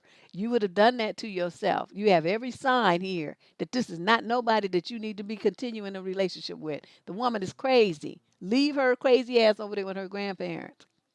Question number 17. This is a female in the 37 to 45 age group from Boston. Hi, Deb. Love your channel. This is a career advice question. I recently took a remote management position for junior staff members on a contract basis. Everyone working at the site is a contractor as well, including the site director, who I didn't directly report to. I had to be on site the first few weeks to get things organized, and that's when I noticed the site director, a white male in his 50s, married with a teenage daughter, spending a lot of time with more of a junior level staff member, 20s, female, unmarried, multiple kids with different daddies. The site director is also working as a contractor on this travel assignment, so his family is thousands of miles away from here. He also kept pressure on this girl in a particular location on the site. He also kept pressure, to keep this girl in a particular location on the site, which would facilitate his access to her. I started to ask questions, and apparently that's what my contract company, which is a different one from the site directors, informed not to return because of my contract and leadership issues. This only became an issue when I started to ask questions. So how do I get this guy back? Because I'm sure he's behind all of this.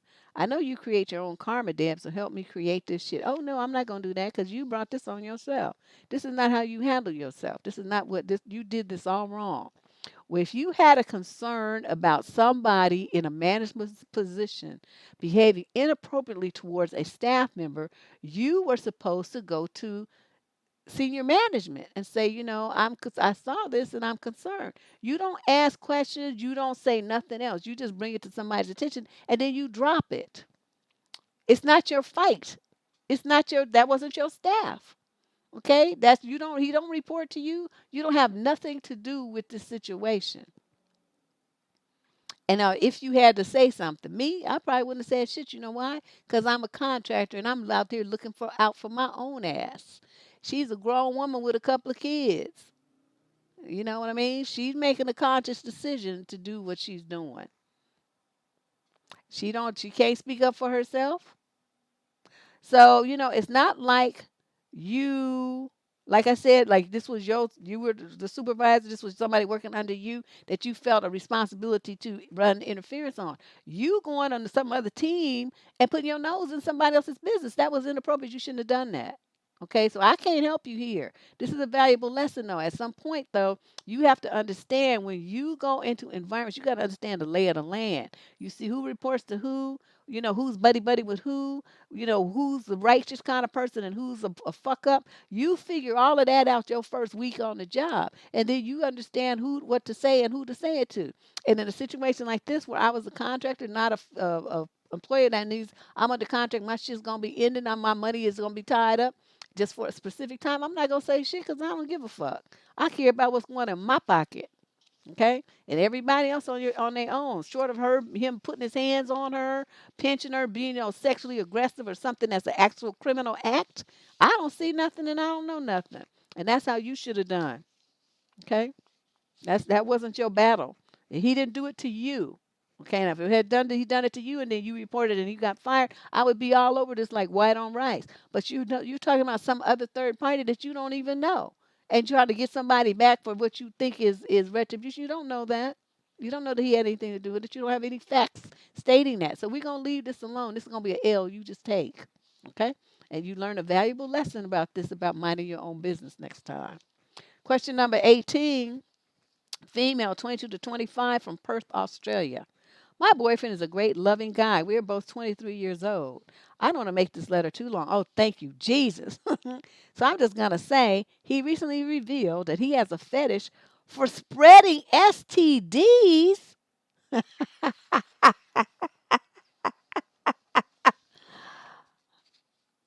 Where do these women be finding these dudes?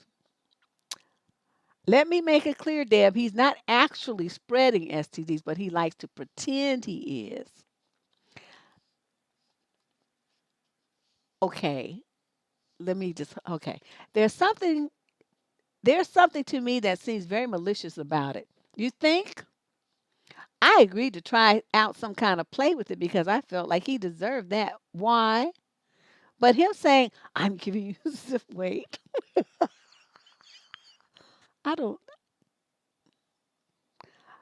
I'm giving you syphilis right now, and you can't even stop me was the biggest turnoff of my life. He says this is a common fetish. I felt so dirty. Oh, I told him I didn't like it, and he said we don't have to do it again. But I can't stop thinking about this. I know this is petty and immature, but this is burned into my mind. And there's a silly part of me wondering what if he cheats on me and gives me an STD on purpose, even though I know he loves me and would never do that. I always end up thinking about this during eggplant, and it's like a cold shower. How do I get over this? I feel like I'm ruining a great relationship with a great guy because I can't get over myself. No offense to anyone who has this fetish, by the way. Okay, and they spell offense with a C. Let me tell you something, girlfriend. Let me explain something to you, Lucy. This dude is a nasty, perverted freak. Why you agreed to role play about some bullshit like this, I don't understand. Cause soon as my boyfriend told me that this was his sexual fantasy, I would have been like, boop, out. Okay, there's something wrong with you that you get excited about the fact that you're hurting someone. See, you didn't connect these dots. You're hurting somebody by giving them some disease like that. And for him, it's an exciting thing. And you don't see where that's a problem and why you should get rid of this dude like so quick, like his head would be spinning. I don't understand how young girls think. And actually, yeah, you 23 years old and you describe him as a great loving guy. Any man with this kind of feelings towards women where he wants to do harm like that and he finds that hurting somebody sexually exciting is not a great loving guy. Your standards are all kinds of fucked up. Your thinking is all kinds of fucked up. This man is crazy. Get a fucking away from him. And you sitting up there, this damaging your self-esteem, your self-confidence, your sense of who you are as a woman is being damaged by you trying to figure out how to stay in a relationship with somebody who is like this. This man is mentally disturbed. I don't give a fuck what anybody says. It's not normal to get excited about hurting other people. That's not normal. Okay, your boyfriend is some kind of weirdo freak. It's not even therapy time, it's bullet time. This is the kind of shit, when people are fucked up like this, you can't fix crazy like this. When they have, that's what they give the people who are the real serious predators, they give them drugs so that makes them it makes them like impotent or what, I can't think of what, but anyway, they give them that stuff so they don't have any like, eggplant interest allegedly. They supposed to take those drugs. See, so you got somebody that he's only 23 years old, and this is his idea of exciting is giving somebody a disease, and he's gonna say that I'm giving you syphilis right now, and you can't even stop me. See what I mean? That's like he's just one step from being a rapist, and is the rapist mentality with a disease transmission bonus on top of it. And you're not connecting the dots where this is some sick, twisted, crazy stuff. Yeah, the letters are getting dark, and I'm starting to think, Mary Elizabeth, that these are issues that have been around a long time, but people are afraid to talk about them. The lady, like, remember the ladies talking about her and her friends are experiencing this stuff with the men choking them out and all this kind of stuff. See, to me, that's part of the same thing. These young dudes have some kind of weird, fucked up mentality where they feel like hurting women is sexually exciting for them. They want to choke you. They want to give you diseases, beat on you, all this kind of stuff. And y'all continue to sleep with them. These are men you should never sleep with. You should never date. Once you figure this out about them, you should cut off all ties and communication because there's something wrong with them. This is not normal behavior. There's nothing loving about it. There's nothing warm and exciting about it. There's nothing romantic about it. It's not safe for you. He's mentally ill. There's something wrong with him. Get away from these people. Okay, you don't mess with no dudes like this. You don't try to please them. You don't make them happy. Once he said this and he had the courage to tell you he's how fucked up he is, you're supposed to be thank you for telling me. Now we're breaking up. Okay? No. It might be. It might be. But I'm not gonna blame it on that, Ravania, because we get I'm not gonna accept that as the reason. Okay? They might be getting the idea of it from there. But the idea of something that you see in a film versus you putting that in real life and doing that to a real woman's body, there is a disconnect in these men's minds. They have some kind of confusion where they don't understand or refuse to accept the difference between a fantasy and reality. What you see on a screen in a popcorn movie is not reality. Okay, it's about as realistic as Bullwinkle and that moose, Rocky and Bullwinkle, or Fred Flintstone, Barney, all of that. It's fake. Okay, it's fake. Those people are getting paid to put on a show. It's a performance. You don't watch what you see in one of those films and then you're going to transmit it to a real woman. Okay, for any man who thinks that that is what he should do, you're an idiot and you don't deserve a woman. Get your ass to some therapy and stop watching them nasty ass movies and stay off them sites that's fucking up your mind. And you getting in a situation with girls and you thinking this is what you're supposed to be doing to them. And girls, you got with dudes like this, you need to wake up. You got a dude trying to choke you or treat you this kind of way. Don't you fuck him. Okay, you fire him from your life. Kick that motherfucker out of your life and don't you ever touch him again. Never, ever. I wish some motherfucker would tell me some shit like that so I could clown. I mean, like, it would be some endlessly just change my name to Deborah Ringling because it would be like a full on circus performance. This is just unbelievable to me. And the fact that they want to stay with the dude and be trying to massage around how they can justify being treated like this, talked to like this, and having these experiences at the hands of these guys, it's just mind boggling to me. They're the self esteem thing that I be working on all the time. I need you guys to help me spread those links around more. Okay? They need to get more young girls exposed to the idea of having self-esteem and confidence and boundaries. I need each one of you guys to take one of those links and to post it somewhere. I don't care if 5 girls get woken up. That's 5 more. Okay? I can't do it by myself. But they need that information so that they can avoid situations like this. This is horrible. This is horrible. This is absolutely scary, frightening, and just very disturbing that young girls think that this is okay. This is not okay. Ooh, Lord have mercy. Question 19, female, 18 to 21 from Charleston, South Carolina. While I was at college, I made a group of friends with people my age and older. Some were high school graduates like me. Others were going back to school after taking some time off. And the last guy was an Army vet, and he was 25. In the beginning of the school year, I noticed that he, let's call him C, would go out of his way to talk to me, but he wouldn't exactly flirt. I wasn't too sure what he was trying to do. But one day at lunch, he brought my age up, and at the time, I was still 17. After that, he was still friendly, but he wasn't going out of his way as much. Later in the semester, I turned 18, and about a month later, I was upset one day after class, so he texted me to check up on me. I thought that because of the age gap and the fact that he knew about it, nothing bad would happen. Clearly, I was wrong, or this wouldn't exist. Letter wouldn't exist.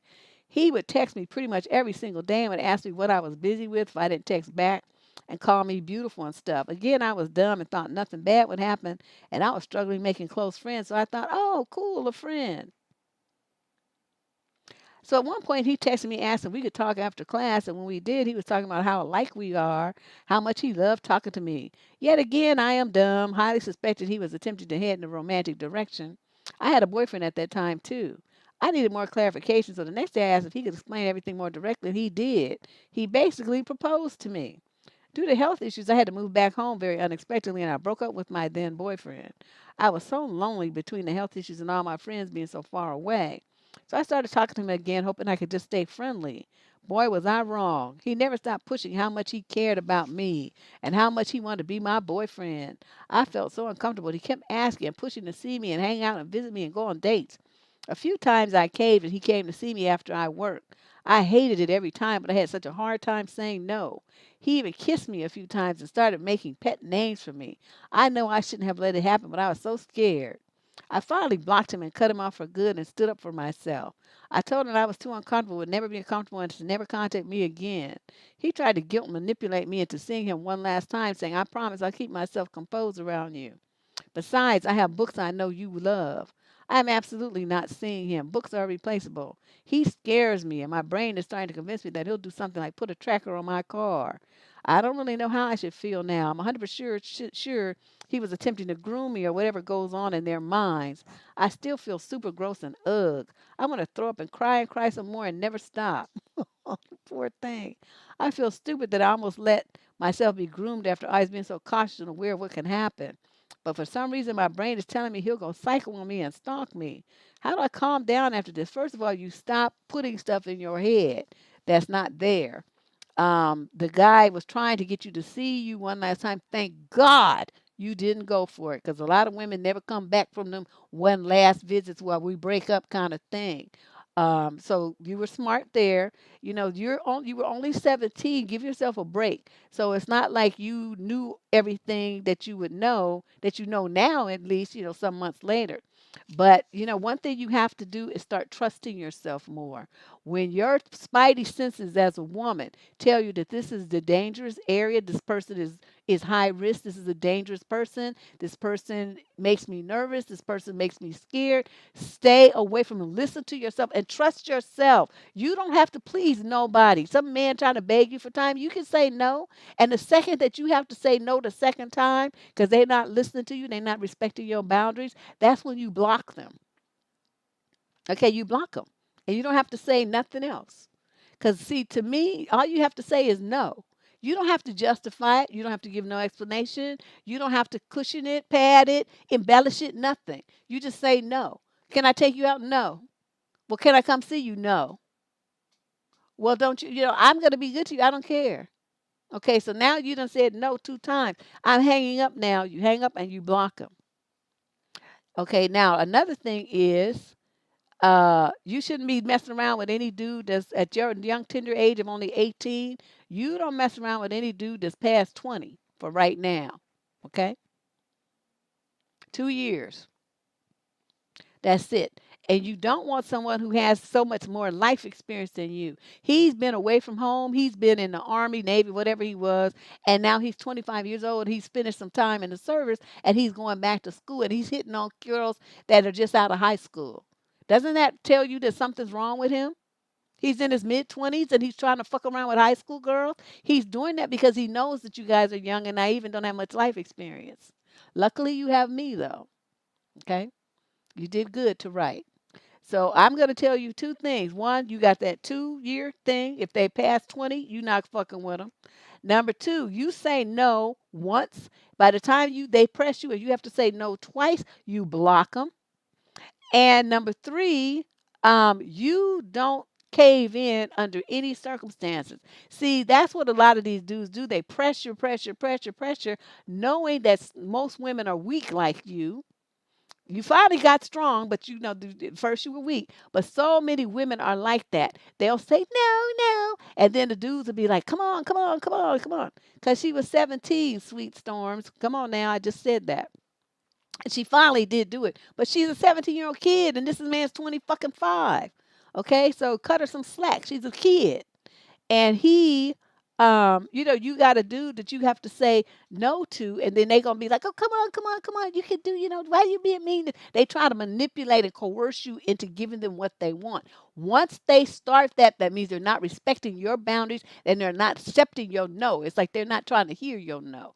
Once you hear that, once they try to put you on that track, you cut all ties with them. You don't owe them shit. You don't owe them no explanation. You don't owe them no time. And you talking about you was lonely and shit. I would get online and go in a chat room or something.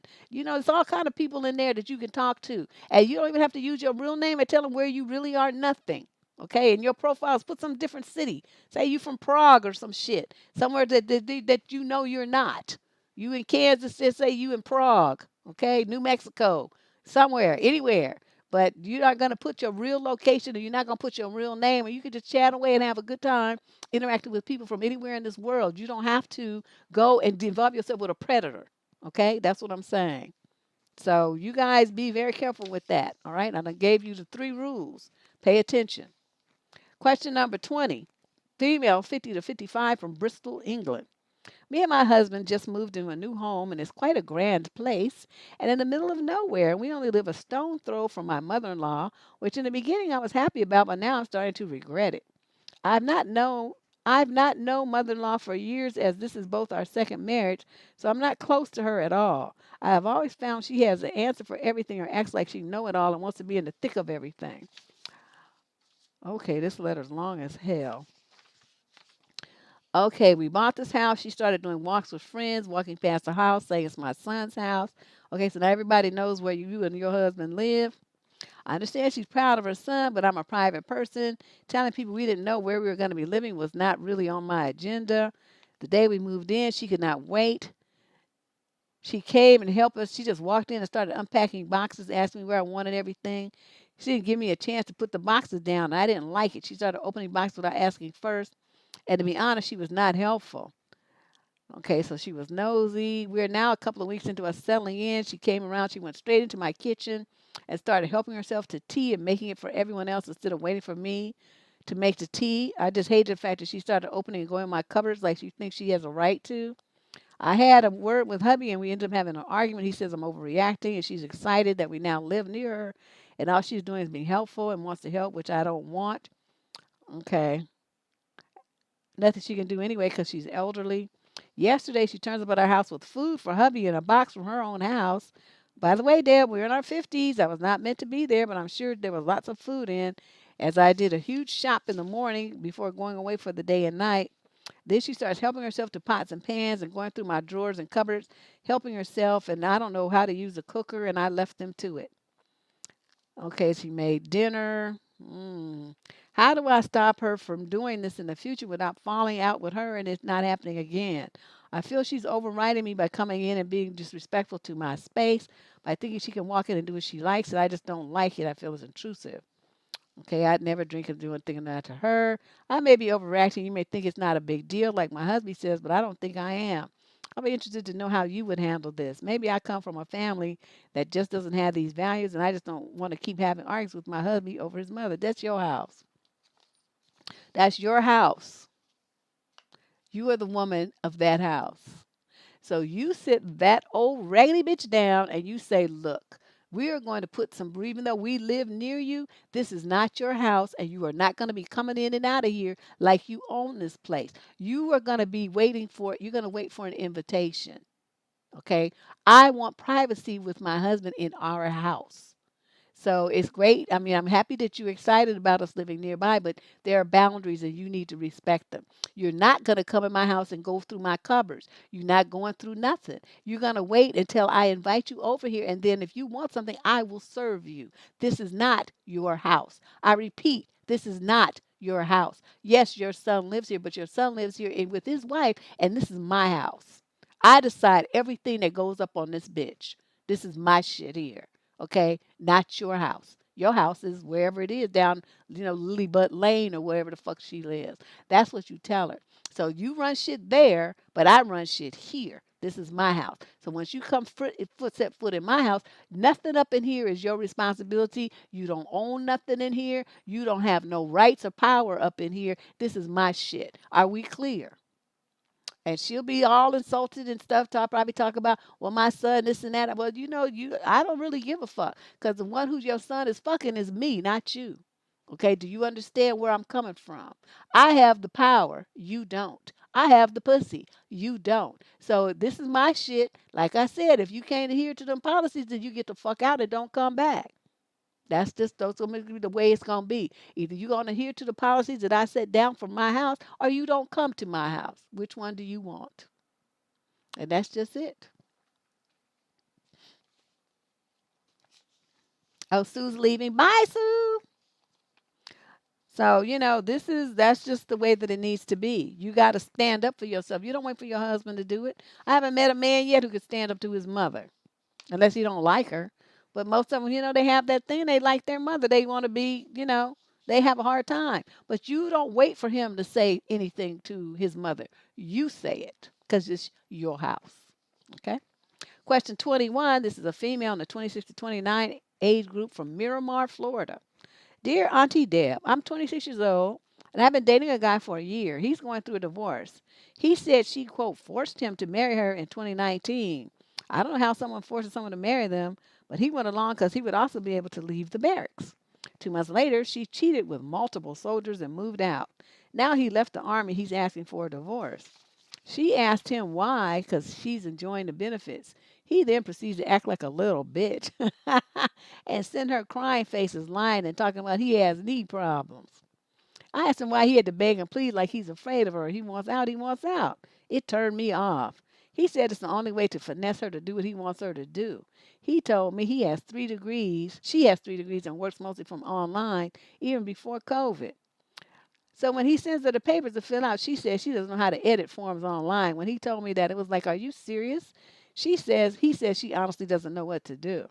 I told him that sounds strange, and he says he knows her 100%. And I told him he doesn't know her, and he said not to say that because he feels offended. I would have been like, motherfucker, like you knew that she was going to be fucking all his shoulders. You know her so fucking well. You should have known that then, right? I was sick of his shit, and I told him from now on he needs not be mentioning her to me. And furthermore, I don't want no weak, gullible man that believes everything from someone who basically told him she enjoys using him. I told him I ain't got no baggage, and I'm a free woman to do what I want to do, and he's lucky I'm gonna be with him. I'm done complete with him because on top of that, he's always talking about her in an angry way, and I'm no dumping ground for his issues. I told him it sounds like he's not over her and not ready for me, so go on back to her and leave me out. He says I'm wrong and he feels hurt. I really don't know what the fuck I was thinking in the beginning. What's your insight on this, Deb? Am I wrong with the way I approached this? You was wrong from the gate. Let me tell you what you did wrong. Now it starts right here. I have been dating a guy for a year. He's going through a divorce. Okay, it don't take no year to go through a divorce. Okay, he's going through a divorce. That means you knew you was married, dating a married man. Okay? Going through a divorce is not divorced.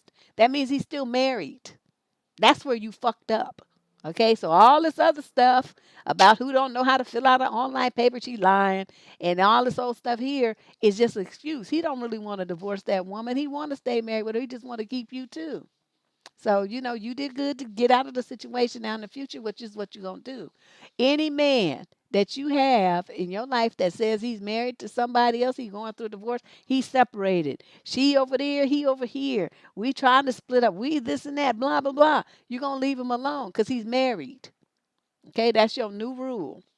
No married men. Separated. He live in Asia, she live in the U.S., whatever. Whatever is the thing, you're going to leave him alone because he's not single. He's not available, and he's still married. Question 22 of 25. We're winding down. Male 18 to 21 from Mobile, Alabama. Is it bad that I don't care if I have a relationship with my father? Dad, my father left when I was around 12 and now I'm 19. He was extremely physically abusive to my mom. He cheated on her, etc. He was a pretty shitty father to say the least. Now that I'm older, when he tries to reach out, meet up, or whatever, I'm not interested. I'm never interested in having any sort of relationship with him, and it doesn't bother me. Is it bad to not want to have a sort of relationship with your father? I've been told recently by my family that it is. That's because you in Mobile, Alabama, in the South, where everybody believes that, that the sun rises and sets on some sperm donor motherfucker daddy's head. That's what the problem is here. That's your daddy, and all that old crazy country bullshit they be talking. This is my thing here. He has not acted like a father to you. He used to kick your mother's ass and you saw it.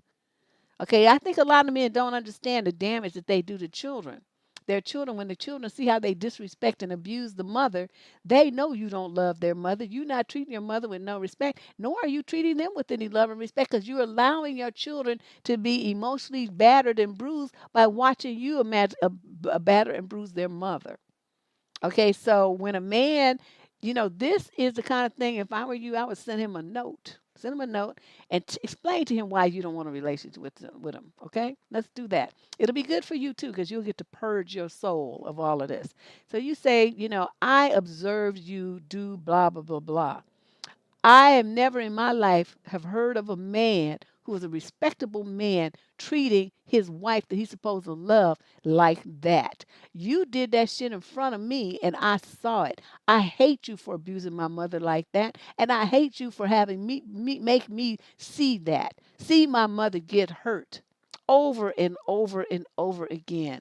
I have no respect for you as a man. I don't give a fuck if you live or die. Don't ever call me again. Leave me alone. I hate that I even came from you. You're a piece of shit. You're a disgusting individual. You don't even deserve to be called human. Let it all out. Let it out, honey. Just let it out. Because I can tell you're angry, but you're doing good at trying to mask it because you just want to, hold on and just do what you need to do. And I understand that. But you let this out because you put in here extremely physically abusive. Not just abusive, you said extremely. Okay, so that means you saw some horrific, hurtful things. You saw your mama get really hurt. And there's not a child in this world that enjoys seeing their mother hurt. So you rip him a new ass. You send him that. And then you tell him, lose my number, forget that you have a son. And I'll forget that I'm going to tell everybody that my father's dead because you are dead to me. And then you'd be like, okay? But you think about this. You put your heart into it and you just tell him everything that you can't stand about his ass and how disgusting he is, how much you hate him, how he treated your mother. You just let it all out, okay? And then you lick that envelope and you put that stamp on it and you mail it to his ass. Question 23, female, 21 to 26 from Baltimore, Maryland. I'm very happy with my boyfriend, but our conversation can be dull sometimes, making me wonder if I made a bad choice. He's a real man's man type. Basketball and working out are his main hobbies. He likes to watch TV and YouTube when he's not doing that. I'm pretty different in respect that while I love working out and sports with him, I also love reading, singing, and learning new things. I love learning about art, gardening, different countries, the works. He's caring and very sexy, however, not really the brightest chap. It's not really a bad thing. It's just when I'm sharing a book or some info I learned, he doesn't really have any input. He's not dumb, he just doesn't know. And the worst part is he has no interest in learning or trying to know. Today I asked him if he'd like to join me in my hobby of generally pursuing knowledge. He was confused, but I explained and told him that while I love talking about his stuff, he doesn't seem very interested in when I'm talking about a book I've read or something I've learned. I told him I think it would enrich his life and our relationship if he tried to pick up reading or watching documentaries or just find something to be interested in that's outside of his realm right now. Well, that didn't go well at all. He said, I'm trying to change him and I think he's dumb. I told him that he's not dumb and I'm not trying to change him, just enrich him. Me learning how to play basketball after I met him doesn't mean I changed. It just gave us another thing in common. My intentions were to cause growth in each other in our relationship, but I do have a mental disorder, not named it because it's highly stigmatized, that makes it so I don't recognize when I'm offending someone and I'm afraid I've misstepped. You haven't misstepped. What you did was trying to get your man to expand his horizons and become a more mature person with a broader vision of the world. There's nothing wrong with that. And it has nothing to do with your mental problems or whatever you trying to say you have. This is something that every woman wants because women like things to improve. We like things to grow. We like things to be better than the way that we found them. That is what women do. Unfortunately, you have put their sights on a project that is not worth your input. This man is going to drive you crazy. He is going to bore you out of your mind. The only thing that he's going to have going for him that you can really appreciate is that he's nice and he's sexy. Okay, that's like a casual boyfriend. That's not somebody that you try to stake a claim with and having a long-term partnership. Part of what makes a man sexy to a woman who's obviously as smart as you is the intellectual compatibility, the intellectual stimulation that women need in order to keep, them interested physically and emotionally. You're not going to have it in this relationship. I give another year at most. You're gonna be so bored with this fool, it's not even gonna be funny. And he is dumb. I'm sorry, he's dumb. And when you have somebody who's in their 30s and they have no interest in broadening themselves and enriching themselves as a man and making himself a better person, there's nowhere this can go but down the toilet. Okay. Question 24. This is the next to last question. Female, 30 to 35, from Sheffield, England. I'm sick of my husband telling me off for changing into quote lounge wear, typically a hoodie and tracky bottoms in the evening. He says I look nice during the day when I'm at work, casual dress code, but in the evening as the kids are going to bed 8 to 9 p.m., I change out of day clothes. Is this normal? He wants me to stay quote dressed till I go to bed, which is what he does. I want to tell him to F off. He just stormed out of the house because I dared to put on a pair of joggers and a hoodie. I've had enough of his 1950s attitude. It really upsets me. What should I say? Tell him to get the fuck over it. If he wants somebody to dress up and stuff, to tell him to go buy a Barbie doll. There's a whole bunch of outfits and just have at it. You know, it's not like you don't, like we had a letter earlier where the woman, she only wore this kind of stuff, and her husband, your boyfriend, they was gonna try to improve their situation, right? And so she gave him ideas for what he could do for her, and he gave her idea like, please dress up a little bit or something, and she went off and lost her mind. She's acting like how your dude is, but it's not like you don't dress up at all, like this lady. Another letter. You do, but you want to be comfortable in the evening, like 99.9% of people do. They come in the house from after work, getting out of their work clothes, them heels and pantyhose and suits and shit. Don't nobody want to wear all that and be at the house. We want to be comfortable. So you continue to do what it is that you're doing, and I'm not sure what it is he thinks he's supposed to have. You're supposed to be walking around the house with little kids, looking like a Barbie doll all day long and all night. That's kind of bizarre. Hmm. And he likes to stay dressed in his clothes. Tell him, buy him some like silk boxers or something. Say, put that shit on some and do a spin so I can see you. I want to see some ass. I want to see some chest. I want to see some legs and some glutes, motherfucker. I'm tired of seeing you in a bunch of clothes all the time. I want to see the bod. Show it to me. And then make it worth his while. And then he'll be like, oh shit, let me take my clothes off all the time. See what I mean? There has to be some benefit to it. And then he'll say, see where it's an advantage to be wearing trackies and hoodies and silk boxer shorts. And the final question of the night is question number 25, female 26 to 29 from Phoenix, Arizona. Recently, I started renting a new place with my boyfriend. He's a lovely guy, but he hasn't been pulling his weight at all with the housework. When I mentioned to him, he claims that my standards are too high. He's right. I do have high standards when it comes to keeping the house clean, but I don't think they're unrealistic. He says that if I need something done, I should ask him as though I am manager of the house. He put the laundry out to dry the other day without asking me, which was nice, but he left the clothes all wrinkled and my knickers were practically screwed into a ball perched on the error. I didn't say anything because when I mentioned this before, he claims that whenever he does something, I'm not happy with it. Am I the problem? Should I be more lenient? Are all men like this? I love him, but I would like to see a future with him. But recently, I'm not feeling very sure about it. He is so loving and a thoroughly nice and kind man, but I don't know if I want to be the one doing all the chores my whole life, or is this something I should just accept? We also rarely have eggplant, which he claimed was from the stress of the pandemic. Except now that's all ending and we still don't have it. I've stopped trying to initiate because it's not nice being rejected all the time. Deb, I feel too young to have reached this stage of relationship already. Then break up. You're 26 to 29 years old. You're not even 30 years old. And you already in relationship with a man who is stupid, lazy, and don't be giving up the dick. I'm sorry. That would not work for me. You good. Because soon as he's like, I'm not giving up nothing and using that as an excuse, I'd be like, get the fuck out. I'm telling you my favorite phrase. Get the fuck out. That's what you need to do. And take your bad habits and your stinky feet and your everything else with you when you go. But a lot of times, see, they do stuff like this is passive aggressive, right? So he's gonna leave your shit all balled. Notice he probably didn't ball up his shit. He only balled up yours, right? Did you see that? So that they want to do it that way. They want to do it all fucked up so that you'll be dissatisfied so you won't ask them to do it again. That's the strategy. So by doing it that way, so you'll end up doing everything by yourself because you want it done correctly. Whereas he gonna do it also a half-ass fucked up way so he knows you'll complain about it. He's just waiting for you to complain. Don't. Just get rid of his ass.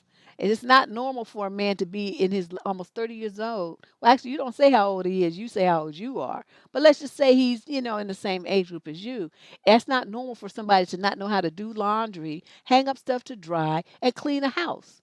That's a fucking adult man. And he just want to be acting like somebody, your mama don't live here. Ain't nobody cleaning up after you, son. You tripping. That's what I would tell him. Yeah, you need to go back to your mama's house. Or some bitch who's gonna take care of you because that bitch don't live here. I'm sorry. That's just not gonna work. I don't understand trying to stay in a relationship with a guy like this. He would be so out of my world. But I'm glad you guys came to Flummoxed Friday to hear the confusion right along with me because this was wild. These people have some real issues and some drama going on in their lives. I just cannot understand it. Why these women stay in these relationships with these clowns? There's so many men in this world. Why would you stay in a situation where somebody's being like emotionally abusive and dodging responsibility and just being a general fool? I don't get it. If somebody can understand it, let me know. But I appreciate everybody coming through. Like I said, please hit that like button before you get up out of here. And if you're not already a subscriber to the Debsterism channel, please hit that subscription button before you jet up out of here. Share a link, like I said earlier, share a link to one of the self-esteem or boundary videos, please, everybody. If each one of you shared one link, it would go a long way towards, educating other young women about how to better take care of themselves in relationships. I appreciate your support. Thank you very much, and I'll see y'all on Tuesday. Bye-bye.